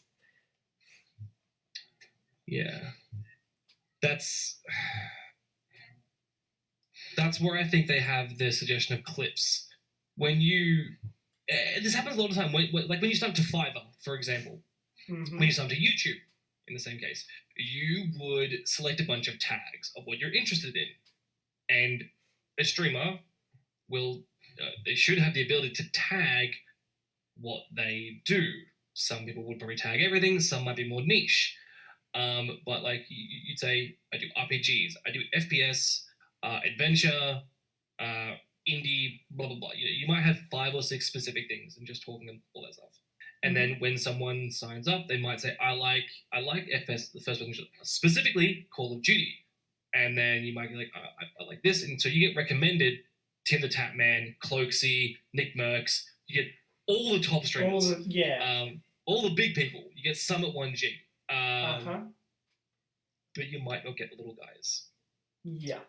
So like that might be half the problem. And then it's like you just need to have a rotating list of people, It's every really half funny, hour cycle through someone. It's really funny. It's pretty brutal. How the current system does work. So for those, again, if you're new to Twitch, let me walk you through how categories work. So right now, I don't know, it was brought to my attention recently, we were in Just Chatting when we should have been in talk shows and podcasts. So that's where we are right now. So depending on how many concurrent viewers a channel has had, that's how high it sits up in a category when it's live at any given time. So for us, we do pretty well, actually. Even in Just Chatting, we do pretty well. Even though it's like a much bigger, more saturated category. But here's the deal. As a viewer, you take this mentality, and I'm going to use truck stops as an example, guys. So if you're on a road trip, right? The mentality that a lot of people will take is, if you're looking for somewhere to stop for lunch or for a bite to eat, you tend to try and stop at the shady looking truck stop that actually has all the trucks parked outside of it, because look, everybody else is stopping there for a reason. Everybody's stopping there because it's more likely to have better food, and that's just how our minds work, right? We see a large number of other people consuming something, and we put 2 and 2 together. We decide, oh well, then it must be good if everybody else is there doing it. So the same sort of thing works with streams, unfortunately. For starters, the more popular streams do appear at the top of the category or towards the top of the category. And then, I don't know, if you're new to Twitch or you've never watched a stream before, you're scrolling through and you're like, well, this guy's got 1,000 people watching him, or this guy's got 150,000 people watching him. Yeah, whatever it might be. Look, you're gonna click on them. You're gonna click on them for at least a second anyway. And the reason is exactly what I just explained there. Because, you're like, well, if there's 1,000 people watching this one, then it must be good. The only people that have, well, I don't say the only, but majority of the people that have an ulterior view to that are actually streamers, other streamers. Okay, use me as an example. If there's nobody who I know online when I'm finishing stream, I will go into, it's usually the Skyrim category, but yeah, it might be somewhere else. I go into, say, the Skyrim category, and I scroll down to find that, what appears to be like a good-looking stream, someone who seems to be still just talking away to Commander Root sometimes.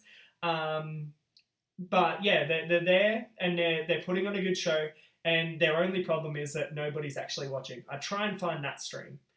And that'll be the stream that I raid that day. That's kind of my deal. To the casual viewer, nobody does that. Nobody goes and does that. Nobody thinks of doing that. Yeah. And that's generally something, yeah, I'll what's the word I'm looking for? The casual viewer, yes, they won't do that. Usually it's a specific kind of viewer who's looking for someone to interact with, to be engaged with, right? The average person's fine just to have to type keck and see it go on. They can type random shit in chat and it's gone before a mod can even erase it, right? But otherwise, there are that percentage that will hang out in chat, that will talk with the streamer, that will give content and be part of it. Essentially, they are part of that stream. They can have a full conversation for sometimes 4, 5, 6 hours with that person, talking about random shit, and they love it. And so does the streamer. It's this beneficial, for lack of a better word, transaction between the streamer and the audience. That they're both getting something out of it. The streamer gets to have a conversation with someone, fill dead air, have a good time, fill a blank, play a game, and sometimes the game is just a catalyst in the background for the conversation that they're having. Oh, yeah.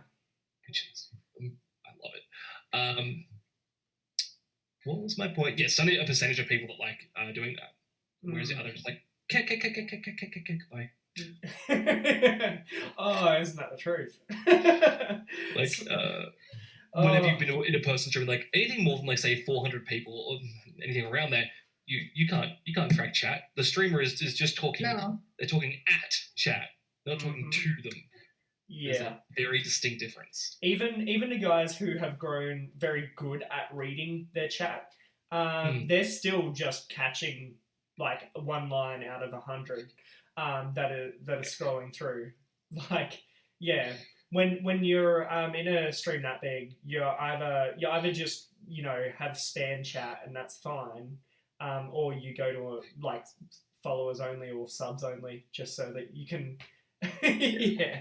go back to engaging with your stream again. Speaking of, sorry, you go. Oh, I was just going to say, speaking of engaging with your stream, Srenna, you do that remarkably. I've got to say, I've caught myself a Srenna stream a few times, you could say. What are your thoughts on the casual viewer and luring more of them to Twitch? Like, for me, with the whole thing you were talking about with, smaller streamers and stuff, when I first started on Twitch, before I started streaming, stuff like that, what I noticed was, yes, there was bigger names and stuff like that, more people is what drew me in. But, the thing that I noticed as, someone who likes to talk to people is, you can't interact with a streamer, so I prefer to go into, the smaller streamers because you can actually get to know the people and you can actually interact with them. And that's actually what I prefer as a streamer, is it's easier to get to know the people and the content and things like that. Yeah, it's interesting. I really like talking to other streamers about, their ideal viewer. Really. And to be, and look, guys, we appreciate all of you. If you're just lurking right now, like, we love and appreciate you. The viewer is the ideal viewer as far as I'm concerned. But yeah, I have to admit, it is great just having a person appear in chat. And yeah, you almost I don't mind it. Sometimes I can have 6 conversations going on in chat. In fact, I don't mind it because I like to have a conversation. Even if I'm playing a game, I don't care. Like, sometimes it's actually fun to just sit and die a million times because you're focusing on your chat and you're talking to chat. Dow, you do this all the time. You'll stop playing the game. You'll stop playing the game because you're just chatting to chat. Like, you'll have Fallout up. Like, the game will be open on the screen, but yeah, it might as well just be just chatting. It's on a pause. It's on a fucking pause screen while I'm just having a conversation. It happens too often. You get engaged in the chat. You're just like, yeah. So you just continue on and on and on. All of a sudden, like, oh, it's been an hour. I haven't even shot a bullet yet. Yeah, it's happened to me. Like, I've teased that I'm gonna do a big quest on a particular night, and yeah, actually, I'm just like running and jumping around Whiterun, not even like embarking on the quest for the first 2 hours because I'm talking to chat. Like, it happens. But that's why people are there, right? Like, that's why people are watching it on Twitch and not just playing a game themselves. It's for that interaction with the streamer and the content that comes from that. Like, of course. I'm fairly certain people stop watching the game a lot of times and they're just on you. Like, yeah, it's pretty funny. So yeah, coming back to it, like, as I said, Twitch have moved on a lot of partners for good reasons and for unknown ones, and yeah, brought in some guys that definitely have that external following that we were talking about, some very big external followings, and it gets a lot of attention. Like, there are still people today that don't know what Twitch is. If someone asks me what I do in my spare time, and I say, "Oh, yeah, I'm a Twitch streamer," they go, "Is that porn?" Like, like, they don't know. They've got yeah. Or the more in tune folks sometimes, and it's usually the older people. They say, "Oh, I heard my kids talking about that. What is it?" So yeah, there still are people out there that don't even know what Twitch is. But what happens is when someone like, Logic, and Logic's hardly the biggest name out there, but when someone like Logic does all of a sudden pop up in the news or whatever, signing a huge contract to this place called Twitch, people go, "What's Twitch?" And they go and look it up, and it's like, wow, look at this. It's like a YouTube, but there's other people and stuff and things. So that's what happens. It gets people talking. The same thing, actually, to be fair, I only really started paying attention to Twitch when Ninja started to become a thing. Like, I knew what Twitch was, but then, yeah, when, Ninja became, like, Ninja, as we know him today, and then, you see the story of Ninja, it's like, the overnight sensation who's Ninja, became all of this because he was streaming on Twitch playing Fortnite, and you're like, wow, really? He did that on Twitch? Like, yeah. So, Ninja had a similar effect in a different way, but you got an already famous person, again, in the news. It draws attention. Do you see more of it happening? Yes. Definitely. What I hope doesn't happen is that Twitch makes the same move that Mixer makes, which was the wrong one. Whereas they took Ninja, they took Shroud, they got a bunch of others. They invested all their money in this handful of streamers, and they didn't do anything else. They rested on that, hoping that they would bring a big enough audience to I don't know what with. but they didn't do anything else. It's like they stopped there. I really hope that with Twitch getting Logic, getting others, getting them into Twitch, and like, sure, give them that nice fat paycheck, but keep investing in your platform. Don't stop there. Keep going. Keep growing. If they if they do what Mixer does, then they're fucked. Yeah. Oh, like that is definitely a concern. I think they're more of a risk of doing that because they're not in the same place that Mixer was. Like if you're a Twitch exec right now, you're sitting there thinking about that scenario and you say, well, here's the thing, Mixer was balls. As a stream, like, yeah, I did go and try and watch a Ninja stream on Mixer, in fact, and yeah, it just sucked. Not that he sucked, not that he sucked, but no, it was, I don't know. It's not like watching a Twitch stream, or even really a YouTube stream. I don't know. I don't really like YouTube streams even, but yeah, like the Twitch, the chat. It's more so how the chat is able to interact with the streamer. Right. Is what I don't do. It just and it's really unpolished, and yeah, it's really unpleasing, and I didn't like it. Anyway, let's just chalk it up to that. It was a very unrefined platform, is what I would say. Mixer. Also, rest in peace, Mixer. Sorry to talk shit about you when you're dead, bro. That's very unpleasant on me, but you know. Anyway, so that was Mixer. Like Mixer was kind of already garbage. And yeah, they did exactly what you said, Dal. They just shelled all their money into Shroud and Ninja and the like, and they're like, okay, we've got the guys that have all the viewers, so there we go. We did the things, like, job done. But the job wasn't done. Yeah. Ninja's streams on Mixer were never anything. Crickets. Yeah. Well, he still had more viewers than we'd ever dream of having. But, yeah, they were, relative to himself, they were not very good. Like, if you compare his Mixer streams to his prior Twitch streams and his YouTube and Twitch streams that he's done since then, yeah, they weren't great. He didn't have. It dropped 33%. Yeah, I just looked at the stats. Yeah, that's what I mean. So anyway, and that's on Ninja, like, you know, one of the biggest streamers in the world. Yeah. So yeah. He yeah, averaged 12,500 viewers through the rest of 2019. Prior to leaving, he was on 36,000 on average. Yep. Oh, wow. Yeah, like, we laugh, but yeah, you compare that to what he would normally post, and it is actually laughable.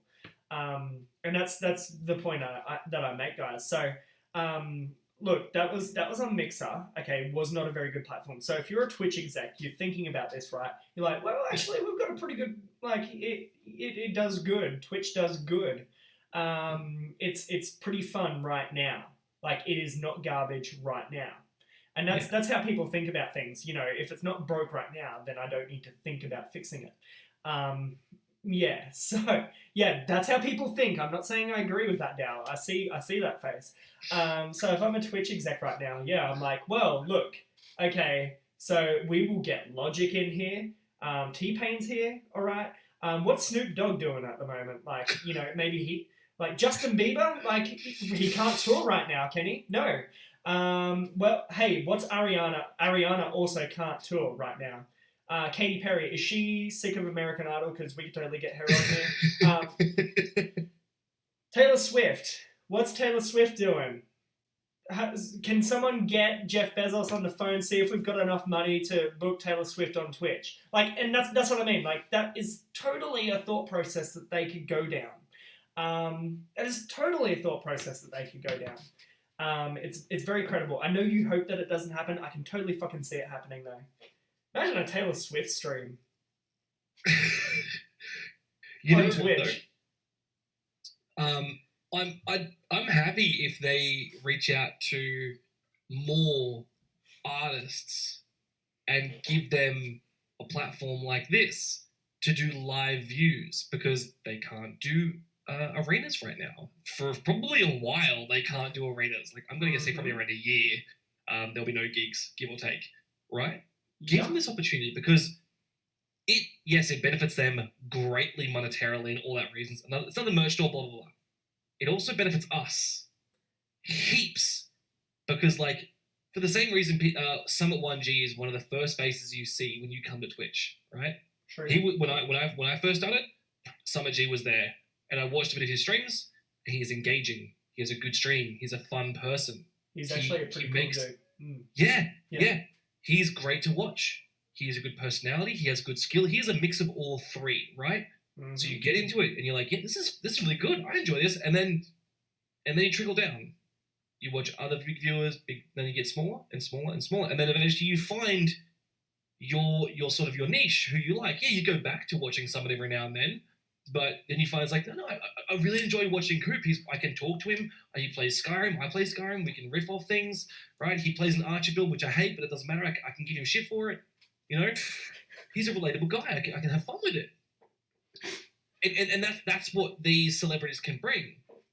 But it's not just that. When they come in, they bring hundreds of thousands of new people that otherwise never would have been on Twitch, potentially.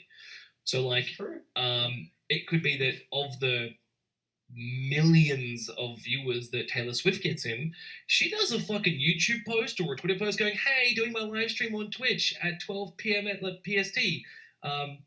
See you there. All of a sudden, Twitch gets a fucking influx of a couple million people watching her play Fortnite, watching her play Skyrim, you know? And so they make an account. They can chat with Taylor Swift while she's playing a game. Then she ends stream and she hosts or raids someone. Someone just got a couple 100,000 viewers on their stream. And then that person gets recommended. Oh, wait, Coop? They're like, oh, recommended channel? Coop's playing Skyrim. Fuck yeah, I'll check that guy out. All of a sudden, you've got a couple more 100 people in your channel. It can only benefit us, really. 100%. Sorry, that was a long tangent to get to that point. No, that's okay. That was a beautiful tangent. Hosted Radio, thank you very much for the host. Living up to your namesake, my friend. Appreciate you. Dow, look, I'm just going to keep my eye on bookshelves for From Summit to Coop, the Dalduros story. What an autobiography that would be. Oh boy. But no, what you say is actually a very valid point. So yeah, they do bring new viewers in, and yeah, if I don't know, would Taylor Swift know what a raid is or how to raid? I guess time would tell. Look, we're speculating this. Taylor's not signing to Twitch that we know of yet. But yeah. But yeah, it is an interesting idea. Could you, like, you know, you sit there like playing a game. Like I've talked to you guys. I remember going into EB Games and buying a game once, and the guy in there, like, you know, I don't know, he was like, "Oh, you're a Twitch streamer. I know you." And I was like, "Okay, that's creepy, dude." Like, but anyway, beside the point. He then, you know, points out that he's also a Twitch streamer, and then went on to swoon about a time when he got raided by a very famous person within the category game that he plays on Twitch. Sorry, I don't remember what it was. Not a game that I play, obviously, but yeah, that was a big deal to him, and he ended up with like a couple of thousand people in his stream from that. So obviously a huge deal for anybody. Yeah, and that's sort of like a thing that people look forward to. Like you come online and then you see that Summit 1G's online, that, you know, all you know, used to be Doc was online and all that sort of shit. And you'd be like, oh wow, can you imagine getting raided by Summit 1G, or, you know, whatever it would be. Imagine a world where, yeah, and soon we'll be living in a world where you're sitting there, like, you know, coming online as a Twitch streamer, and you go, wow, imagine getting raided by Logic. Now it can happen. That would be legendary. Yeah, oh, that would be a legendary raid. But yeah, I mean, yeah, it's crazy. And, you know, if our crazy imaginations run wild and come true, imagine getting raided by Justin Bieber. Imagine getting raided by Taylor Swift, Katy Perry, Ryan Reynolds. Oh my god, no. Okay, Ryan Reynolds. Yeah. Ryan, if you're watching this, Ryan Reynolds. It's me, Coop, the Velociraptor. You haven't heard of me, but you should now. I'm just gonna fanboy for a bit, Ryan. Okay, hear me out, my guy. If you start streaming on Twitch and you raid me, okay, you won't just be raiding me, bruh. No, I'm dragging you in. I'm dragging you into my Discord. We're gonna just do a whole deal. I'll stop playing whatever the fuck I'm playing, and we're just gonna do this. Like, you and me, baby. Oh, yeah. Yeah, Ryan. Like, I don't know, send me an email or something. But So hey, my brain went to a place where I was imagining Ryan Reynolds raids you, and all of a sudden Hugh Jackman joins the call, and they're having a feud. oh, can you, yeah, I accidentally host Ryan in just my public voice. For some reason, nobody but Hugh Jackman realizes, and he just goes in and imagine that stream. Imagine that stream. And all the while, because both, I've just been raided by Ryan Reynolds and Hugh Jackman is there also. There's just all these people following and subbing, and so you've got, they're having their feud, and then you've just got me dabbing like a crazy person and shouting, "Force Road!" I really want to see this happen now. Like, Can you imagine it? Oh boy. Well, I'm gonna have sweet dreams tonight. And they're going to be all about that happening. Boy, how did we get onto that pipe dream? Look, I've got on the back of that. I want to ask you guys a question. Okay, just imagine that is the world that we live in tomorrow, right? Yep. Srenna, who would you want to be raided by? Gordon Ramsay. Yes! Yes!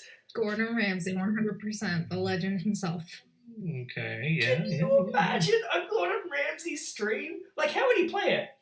Which Gordon Ramsay would we get? Would we get Right, Kitchen that'd be Nightmare? interesting. Or I would we would get, love like, that. MasterChef Kids? Like,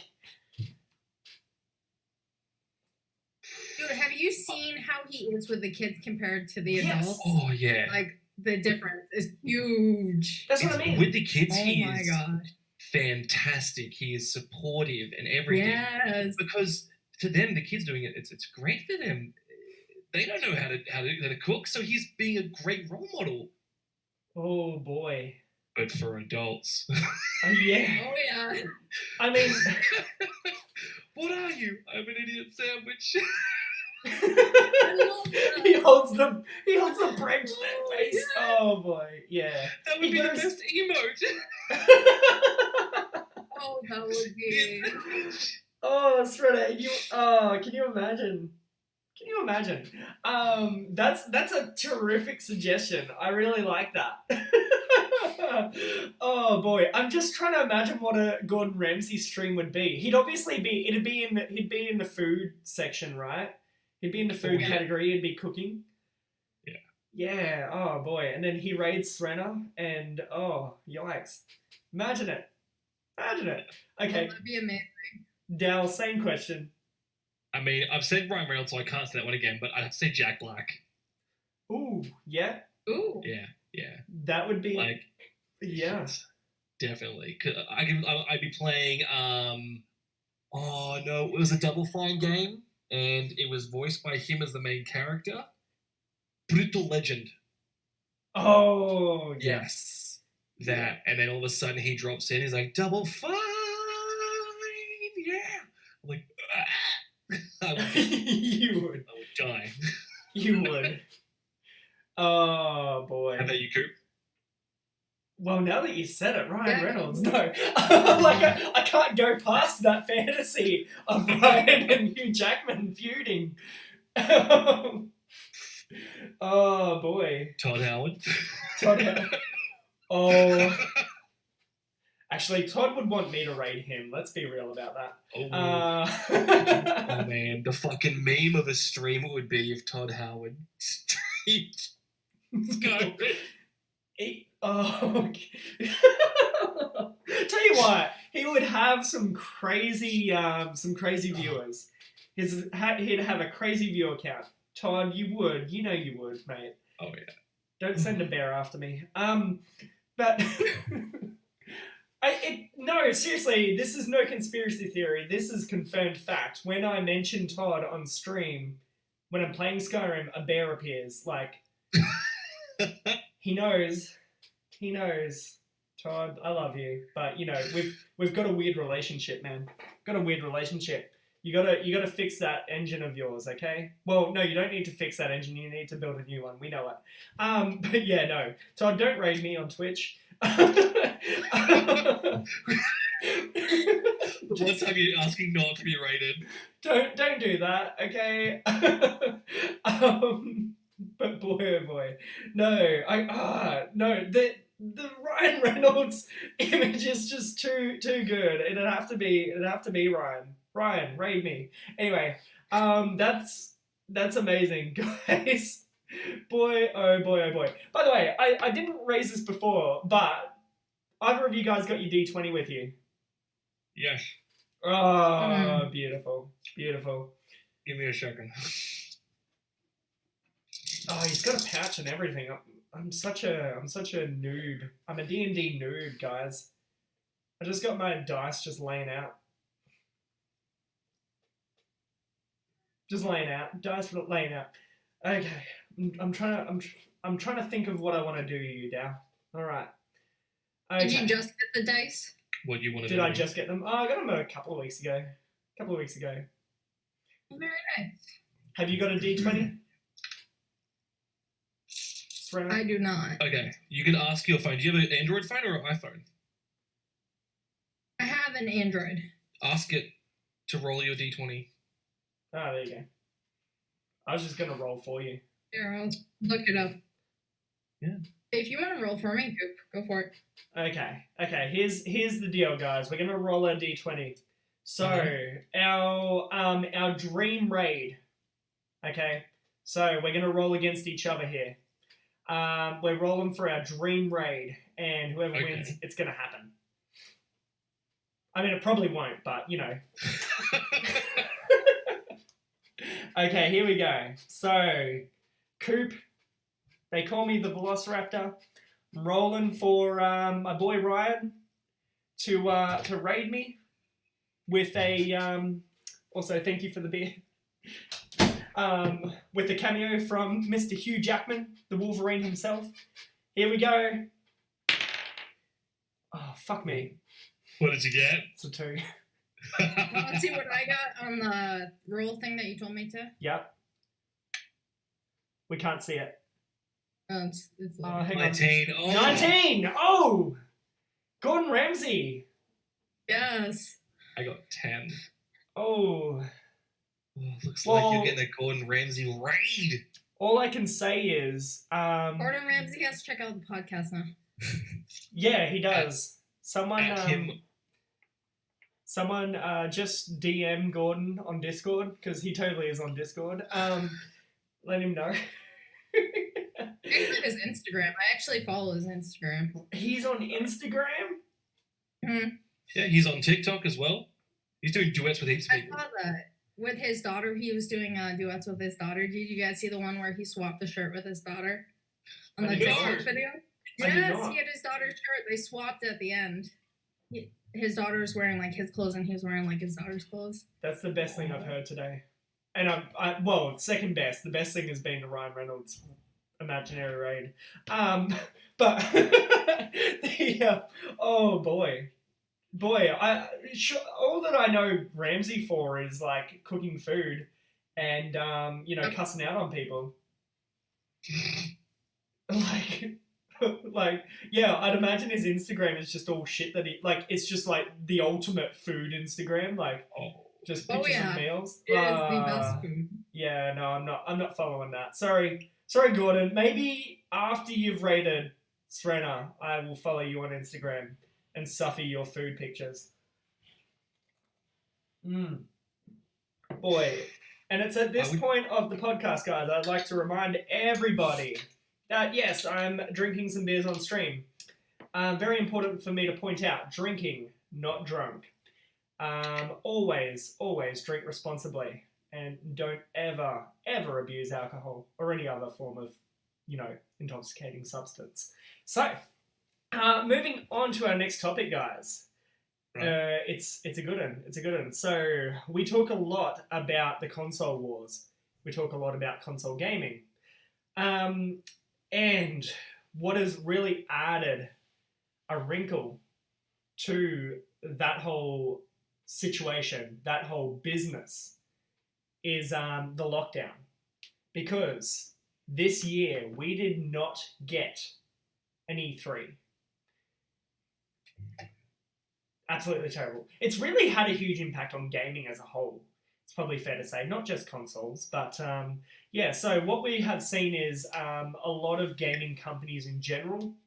They have had to adapt.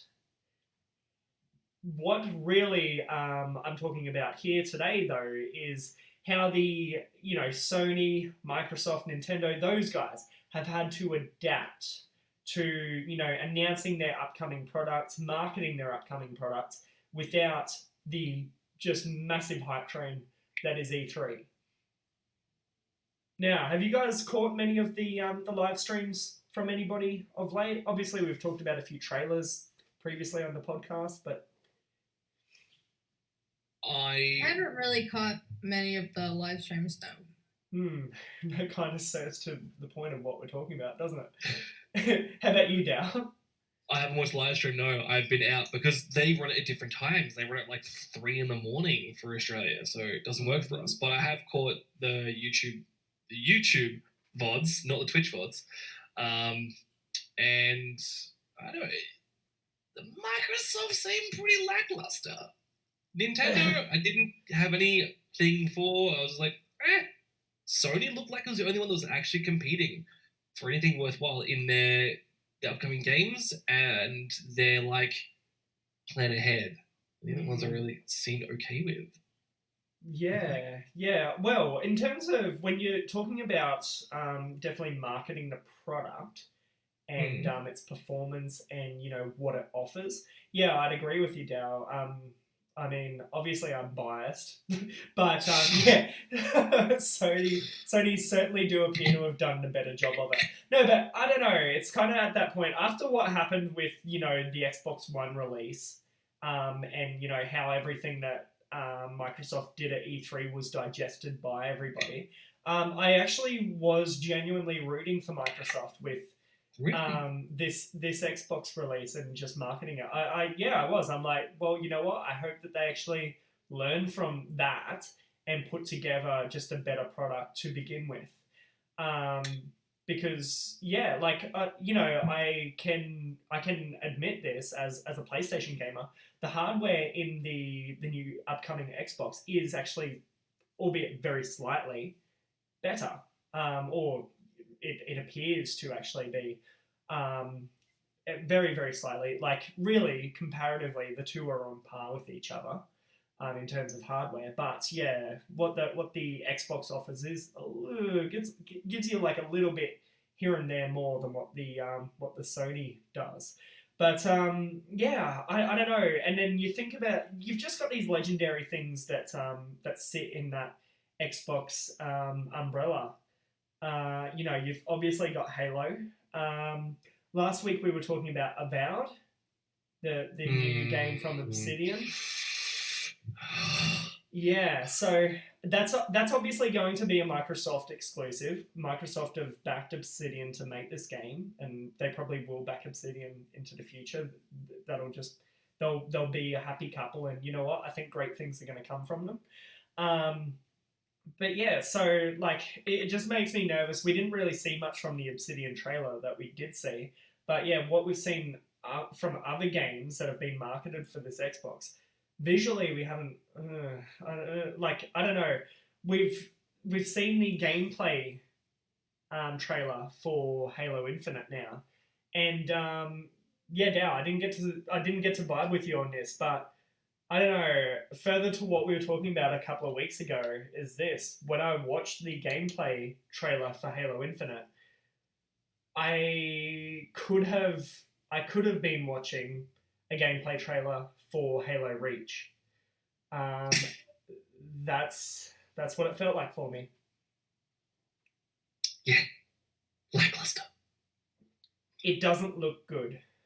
now that Cashew Baby's not here to like defend it to her dying soul. Oh, I'd be surprised if she doesn't emerge in chat.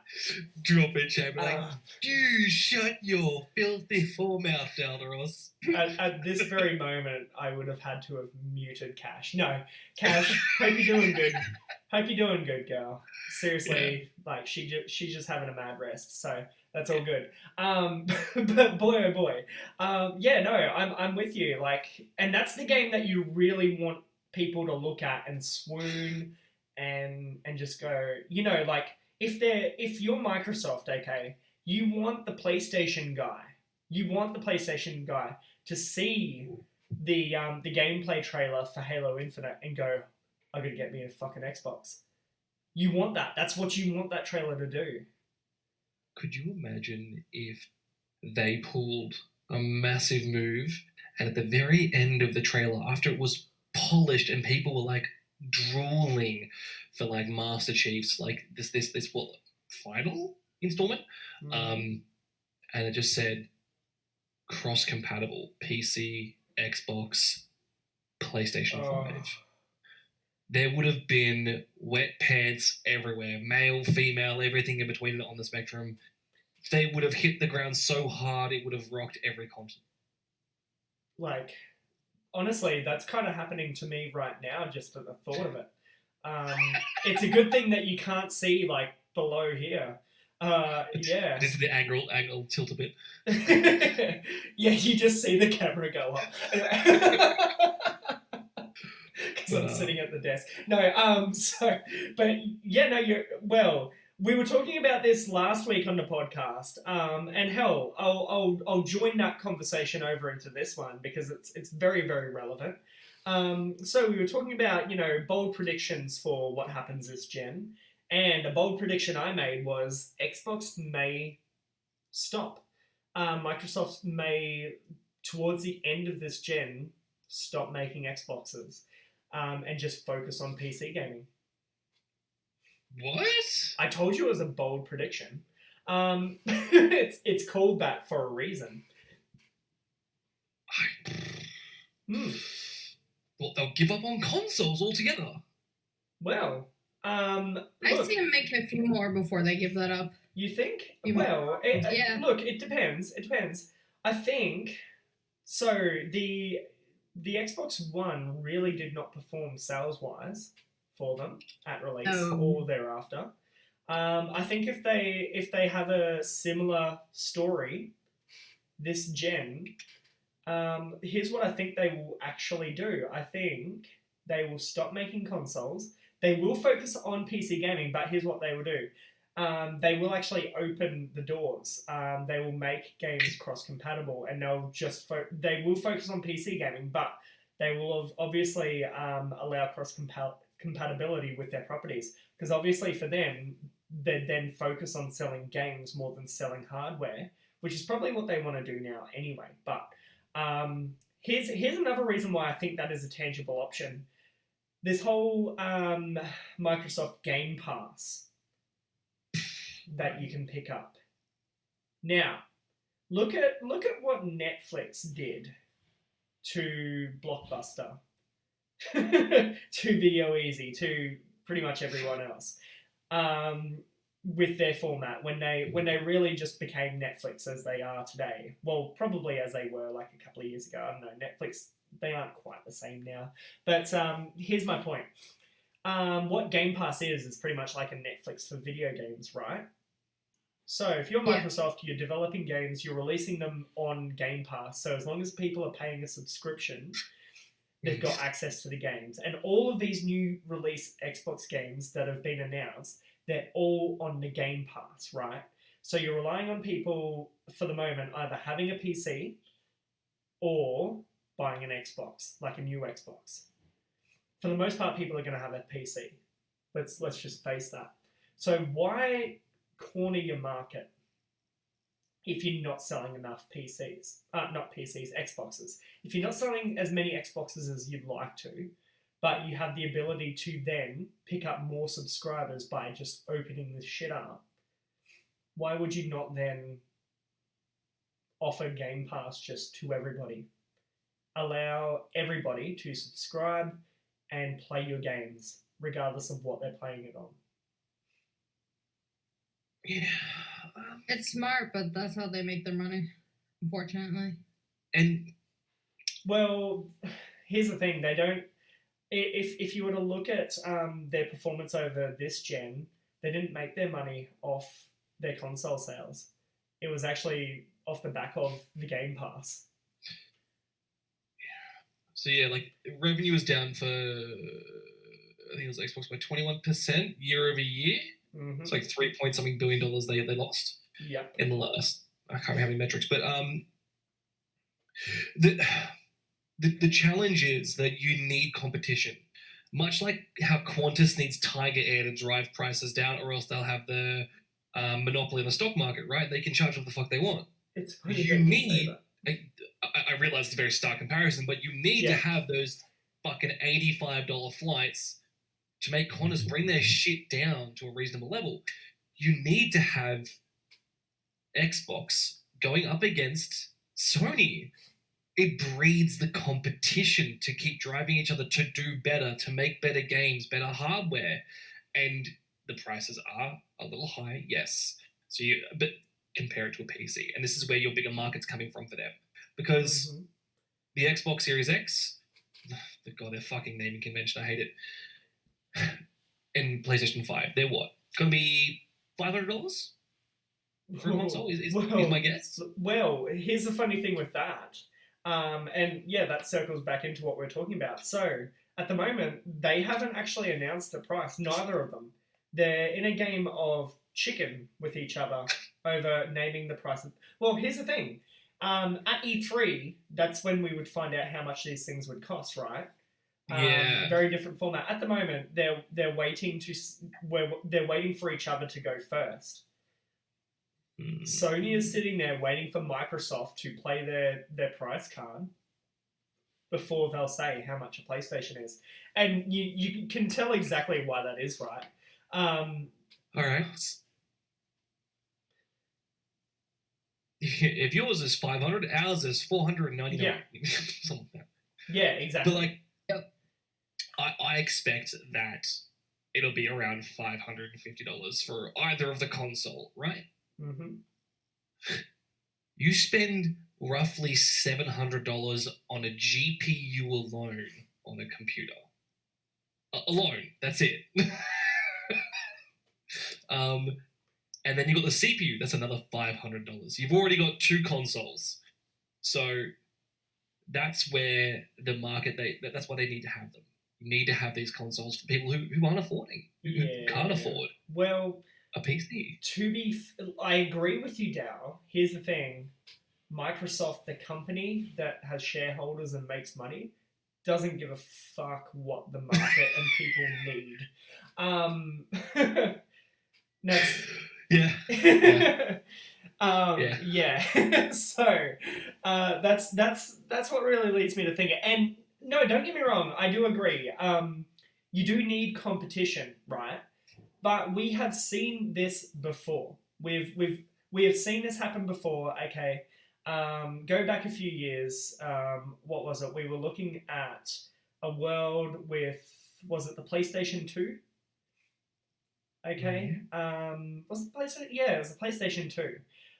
So we had the PlayStation 2 and the Nintendo GameCube, and the Sega was the other competition. Still in there. What was it? The Sega... Sega Genesis? That was the last one, wasn't it? The Genesis? Was the disc player? It would have been Sega Genesis. Yeah, so the Sega Genesis. Now, what happened after those, like, when that generation released? Well, the GameCube was all right. Nintendo kind of just exist on their own island with these things, right? The PlayStation 2 was just this phenomenal, groundbreaking piece of hardware, blew everything out of the water, and Sega stopped making consoles after the Genesis. That's all you really need to know about that. Here's the thing. Then, when Sega disappeared, Microsoft came in a little bit later, but they came in with the Xbox. So, Yeah. so if Microsoft all of a sudden, now we're in a similar sort of picture. You have really three companies. Nintendo are there on an island doing their own thing with the Switch. They've had announcements still. They've announced some pretty crazy games, actually. But yeah, so you've got Sony that are just really nailing their launch so far, aside from not telling us the price. And really, I would expect Sony to blink last with this price chicken war that's going on. Okay. Because Sony have sold their PlayStation beautifully so far. In terms of marketing the games and the exclusives and everything that are available for it, like, yeah, they've shown what the hardware can do in game. Yeah, they've done terrifically, at least in comparison to their direct competition. So yeah, honestly, Sony don't need to tell us how much it's going to cost at this point. If they're worried about competing with Microsoft for sales, like, they can wait. It's going to have to be Microsoft that blinks first there. Yeah, they're probably just delaying the inevitable in that respect. But yeah, look, if that's how this goes, where the Xbox doesn't do well with its initial console sales, and thereafter, yeah, look, maybe they do bow out from making consoles after that. And look, what I would totally expect to happen is somebody else makes one. Who? Oh, there's well, who could? Amazon. Amazon could make a console. Steam. I know Epic. Google tried and they failed. Stadia. Sorry? Stadia. Actually, you know what? I agree. But it would be a cloud console. Stadia, they're on the right path. I think it's feasible, but to have the remote hardware done, that's probably the trickiest part. And the fact that you have to get over lag, that's the next hardest bit. But I don't think hardware consoles are done yet. Yeah, look, aside from complaining about storage, it's lag that you really think you need to think about. And yeah, that's where hardware really comes into it. And they are getting better. With this current gen, regardless of how they do, these new consoles, the new Xbox and the PlayStation 5, they are going to have the hardware to be able to play 4K. You're going to have to buy yourself a new TV to support it, but yeah, that's where that's going. So that's improving, right? So yeah, no, I'm talking about an actual hardware console, maybe it moves away from discs and they come up with something different. I'm not sure if cloud is necessarily the way. Maybe just instead of worrying about wasting space on a disk drive, maybe you just dedicate that to hard drive space and you're a pure download platform. Yeah. Maybe. And did we have this conversation previously where we're saying that, because on that same point, game size is getting to a ridiculous proportions. Yes. Oh yeah. I mean, if you get the full Call of Duty game, right, it is currently over 200 gig. Yes. That's the entirety of one of my fucking SSDs. Yes. Don't sell me a disc with the game anymore. Sell me an SSD with the game preloaded. Well, right? that's a funny thing that you really bring up. It's almost like Activision know that their game is a meme now for stealing storage space, because you can now buy PlayStation. Well, I don't know. They're marketed for PlayStation games. PlayStation and Xbox hard drives. So they're already formatted, and they're Call of Duty, they've just got Call of Duty shit all over them. And I don't know, they're like 1 or 2 terabytes or something like that. Look, kids, don't fall for it. You can just buy a normal hard drive. I think they cost half as much, and you can just reformat them on your computer. Like jump onto YouTube. It's really easy. But yeah. Anyway, why I bring it up at all is because they're, I don't know, they must be aware, because they're like, you know what? Let's have a Call of Duty external hard drive, because obviously our game is so fucking big. People are going to need to pick this up and buy it, and have the game loaded on there. So dumb. I don't mind a big game. If it is worth it. Thinking about like Red Dead Redemption 2, that thing is a storage hog. Assassin's Creed Odyssey, yeah, like there's some big games out there. I don't mind that. You know what really pisses me off? If you are a person that does decide to spare your hard drive some space, you're like, you know what? I'll go to the store and I will buy the game. I won't just buy the game, but I will buy the Game of the Year edition of the game, because that's going to have all the shit on the disc, right? Yeah. And still, you take it home, you put it in, and there's a patch update still. Yep. That gets me. It makes me mad when you buy a game at release and there's a patch update. But that really fucks me off when you have a patch update on a Game of the Year edition of a game. But like that's because there's just so much to update apparently, and generally it's a release code on the disc. Then like how many times do you buy it and there's no actual physical disc anymore, right? Oh yeah. You get home, you've got the case, you open it, and it's just a plastic card from Blizzard that says, "Thanks for purchasing our game. Here is your download card." That you then download the game. Yeah. Plus the DLC, because there's 3 more cards that have 3 more DLC codes. Yeah. So you then have to download your 80 odd gig worth of just the game, then the DLCs, and then your Game of the Year edition stuff. Mm-hmm. And then patch it so it's compatible with the current versions. Yeah. There's no winning. Fucking release date patches is bullshit. Release date patches, yeah. Look, that irks me something chronic. But yeah, so anyway, it draws back to the point that I'm making. It absolutely could happen that, yeah, Xbox bow out. But here's the deal.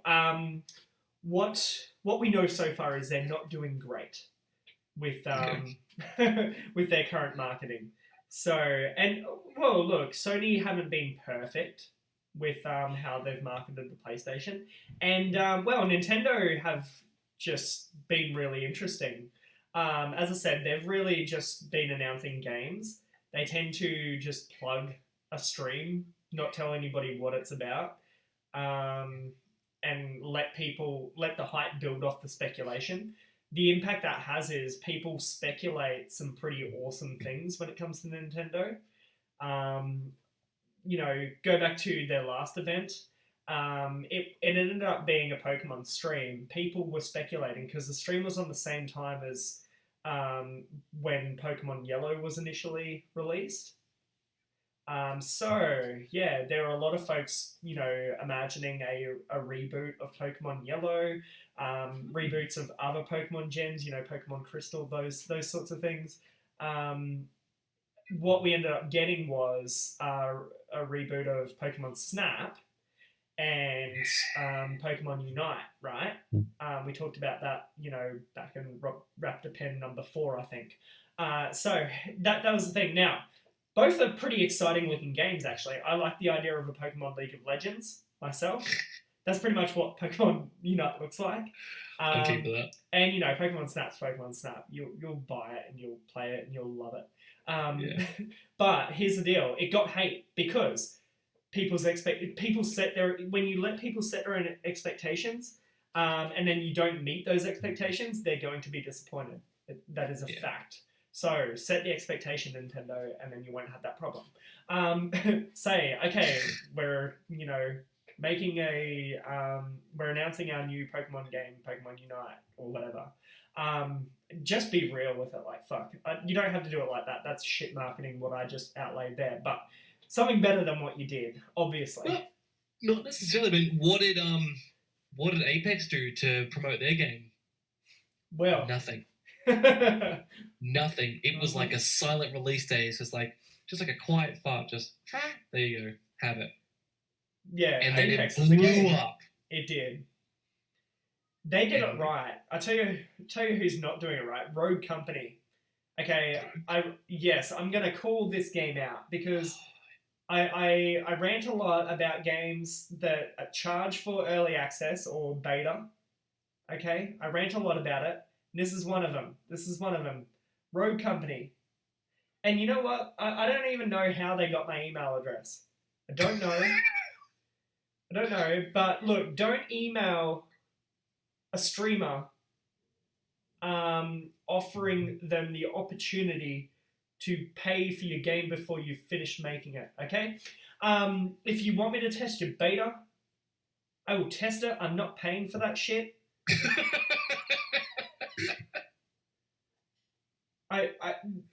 You will get feedback. You might not like it. I'm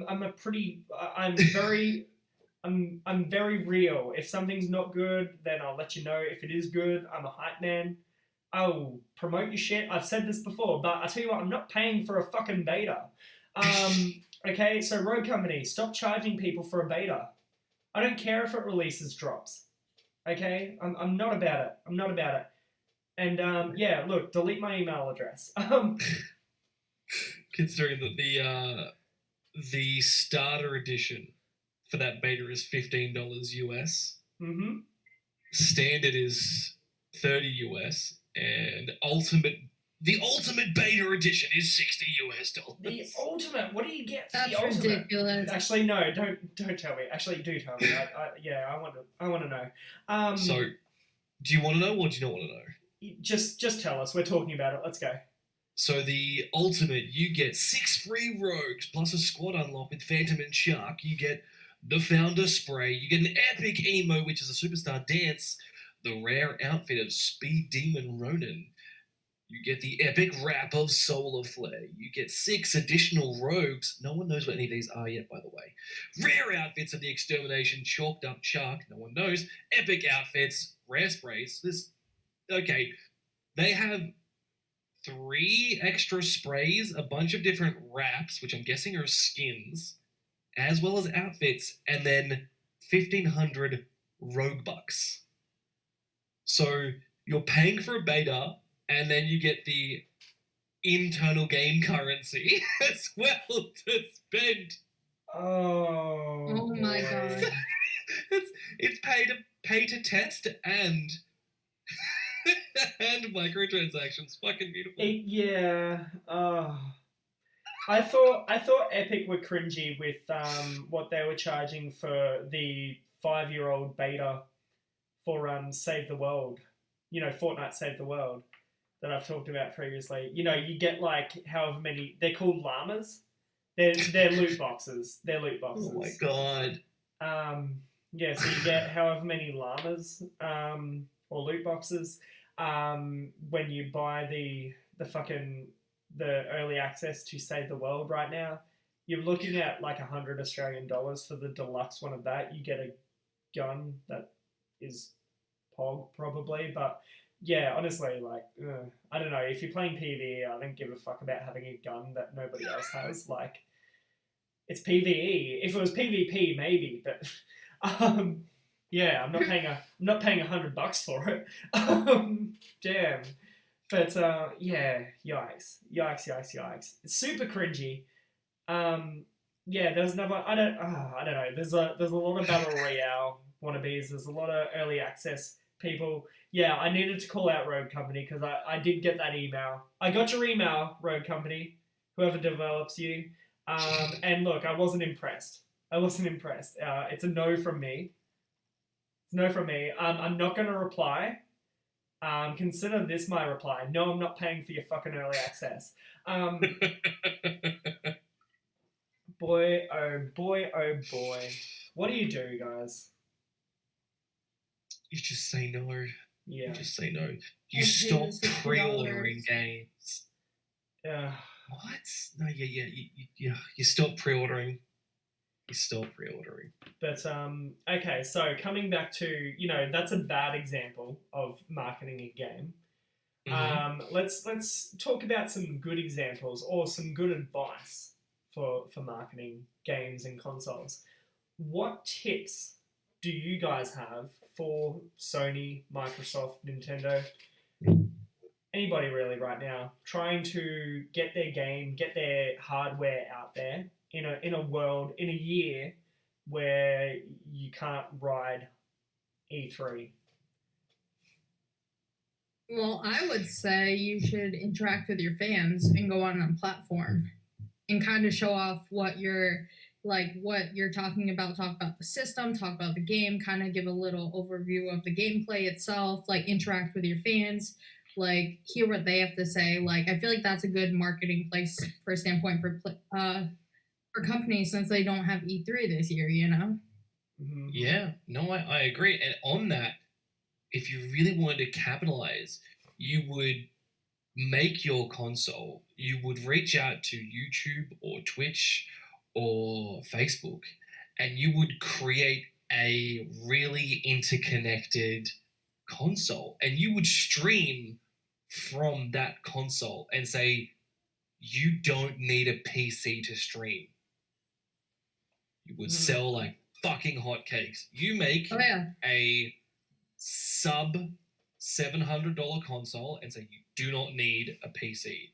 If you could make that console upgradable with like almost like a PC, right? You could hot swap a graphics card in that thing. Yep. And you do a 12-hour stream from that new console with your list of games exclusive to Twitch, exclusive to blah blah blah. Yep.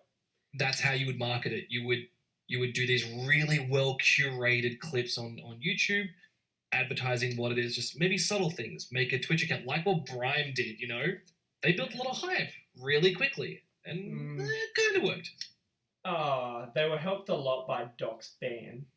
Yeah, that was perfect. That timing was perfect. That was fortuitous for them. I would do that. I'd make a console that's sub $7 and say, you don't need a PC to stream. You can do this. That's actually nuts. I like that. And you know what? We already know that would work. You know how we know that would work? Okay, shortly after the lockdown came into effect worldwide, a game you might have heard of called Animal Crossing came out. And look, can anybody anywhere buy a Nintendo Switch right now, or are they all sold out? I think they're all sold out. Exactly. If you're lucky, you might find one for the brand new price, but being sold pre-owned on eBay or Marketplace or whatever. But yeah, and that's really the point. I think Dow's idea is terrific. I really dig where you were coming from, Srenna. I agree with you, and in fact, what I immediately thought as you were saying is this: Todd, talk to your fan base. Tell us what the fuck you're doing right now. What's going on with Starfield, bro? What's that gonna be? What is it? What is the game? How's ES6 going? Elder Scrolls 6. How's that vibing, my guy? Don't leave us to speculate on that. And that's really the point. Normally we would get something from E3. Let's actually, what I think, here's my tip, guys, and it really ties into what we're missing from E3. See, what E3 actually is, right? It's a convention, right? Everybody shows up. When I say everybody, I mean all of the developers, all of the console manufacturers. But then on top of that, everybody else shows up too. So all of the esports reporters, all of the gaming reporters, all of the consumerism reporters, streamers, Twitch partners, up and comers, the folks that have been around forever. Everybody goes to E3. And if you are Sony, if you're Microsoft, if you're Nintendo, if you're anybody that would normally be on a stage right now, if you're Todd Howard, okay, if you're, yeah, I don't know, poor old Todd, he gets it from me, he knows why. But yeah, if you're anybody that would normally stand on a stage at E3, okay, then here's who you need to be talking to. Here's who you need to be reaching out to. Everybody who would normally be below the stage watching you at E3. That's what you need to be doing. You need to be reaching out to all those people that you have been so used to over the years, coming to you, coming to see you on a platform at E3. Guess what? We live in a different world, my brother, my sister. It's a new place. I'm not saying it's forever, but right now, it's you who needs to go to them. And you know what? You do need to. Yep. Absolutely. Because otherwise, look, you yourself, you were never good at getting the word out. That's why E3 is a thing. That's why that convention exists. I'd like to think that it's not over. Yeah, that's my tip. Reach out to the streamers, reach out to the reporters, reach out to those media sources, the fans, like the really big ones, the ones that you do see, making content on YouTube, hyping what they see. And I'm not joking, this is the thing, this is the difference between here and now. You have, after an E3 shows, like, think about like the last year's E3, you have so many videos that show up on YouTube. So many videos from literally everybody on YouTube, it feels like sometimes. Okay, off the back of the state of play announcements that we've been getting from Microsoft and PlayStation, you've only really been having specific content made on the back of it. And it's really just larger content creators speculating.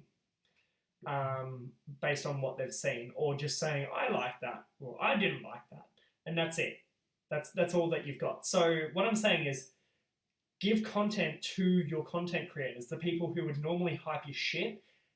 Give them something to hype over, because otherwise, I'm not saying that shit'll be dead in the water, but it's not necessarily going as good as it could be. That's my tip. It's a good tip.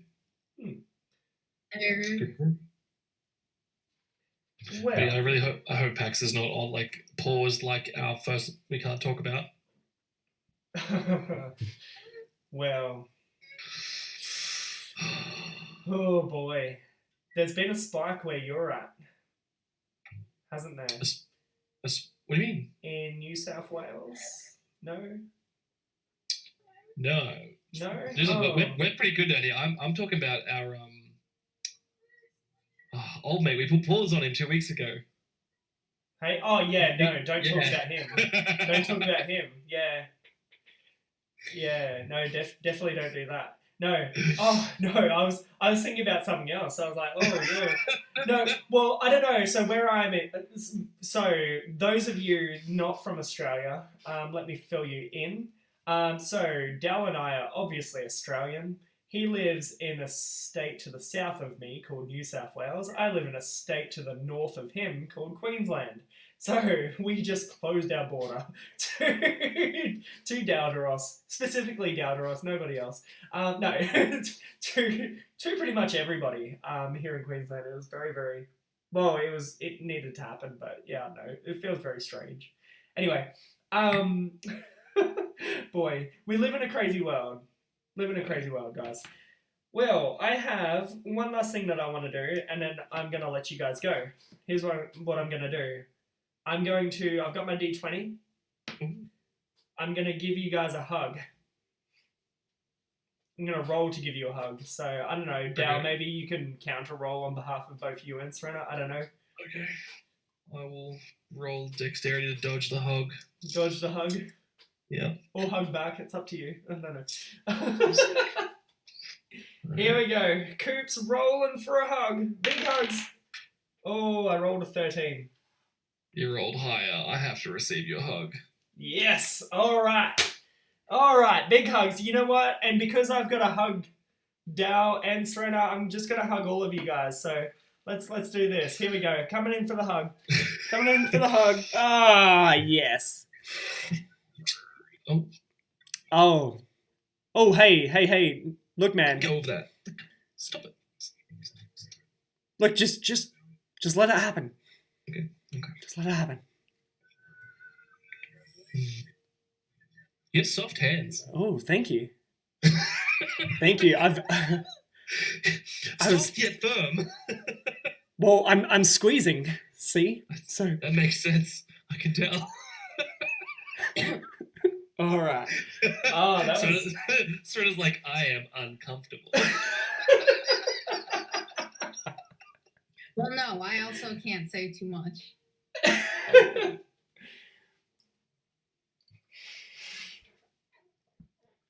Oh boy.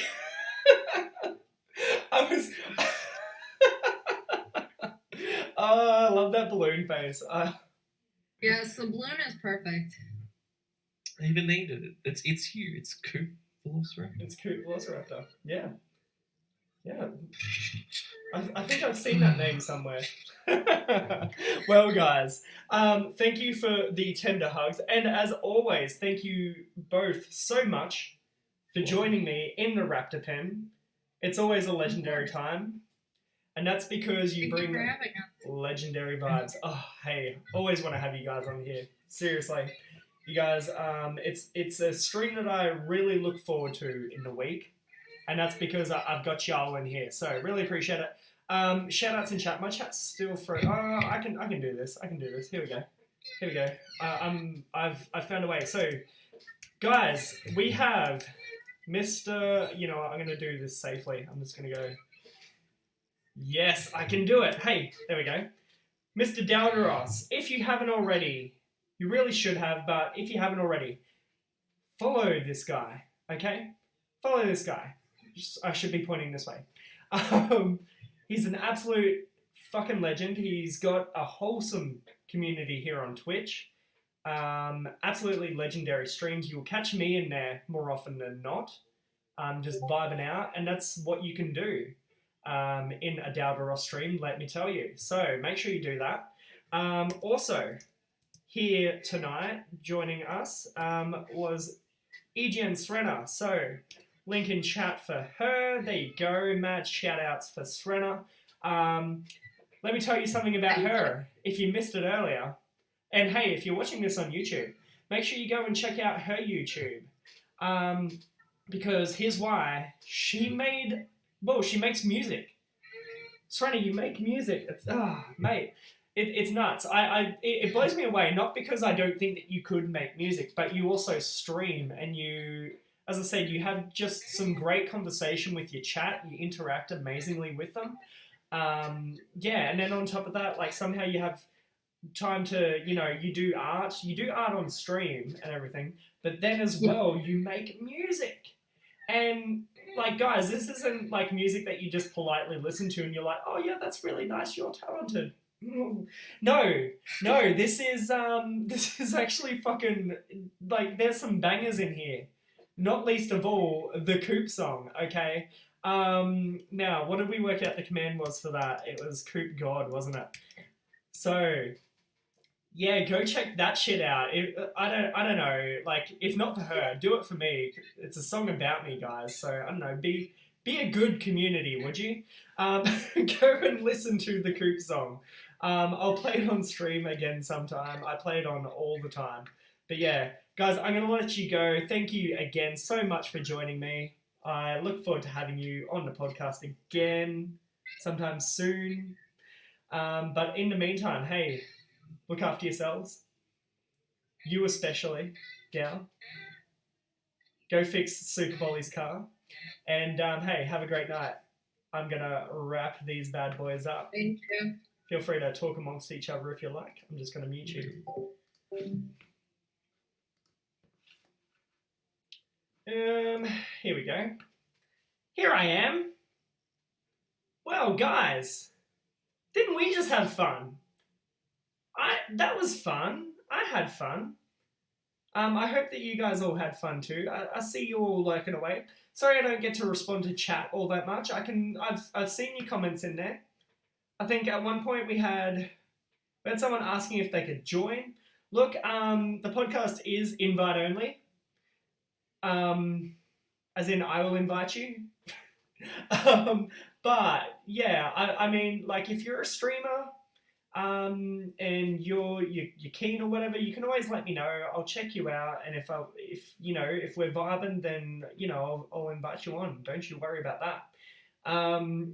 Super Bolly was very unhappy about us besmirching her car's name. Well, okay. Let's play Cyberpunk. Small streamers would be seen less. The platform would focus on their superstars. Yeah, that's a good point, bro. Very true.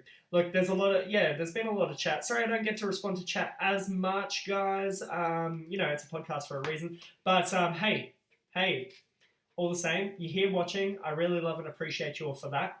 I think I saw someone come online that is worthy. They're worthy of a raid. Let me just see who's online, guys. Could be fun.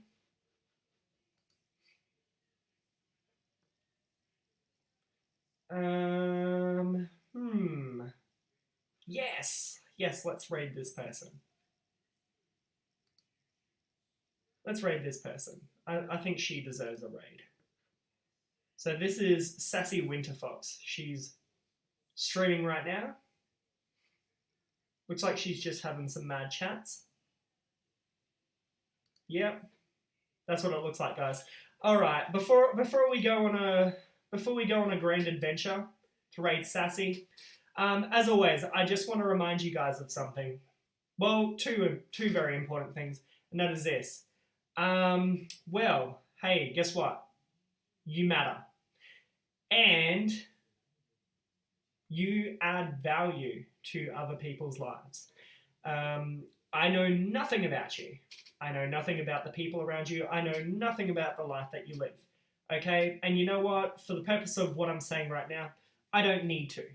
Honestly, like, it's not that I don't care, but I don't need to know. Because here's what I do know.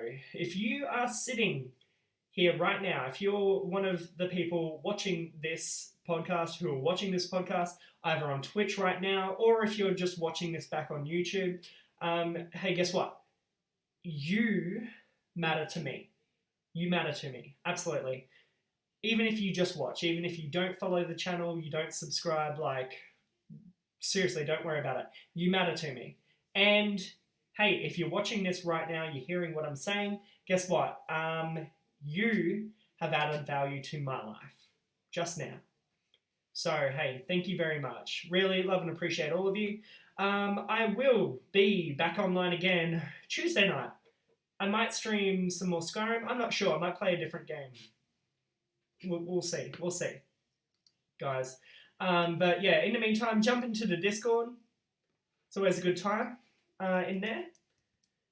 Just get this raid ready. Have I spelled? Yes, I have. Okay, good. Yeah, jump into the Discord. Throw all the love that you want to in there. Come and have a chat. I'm always hanging out.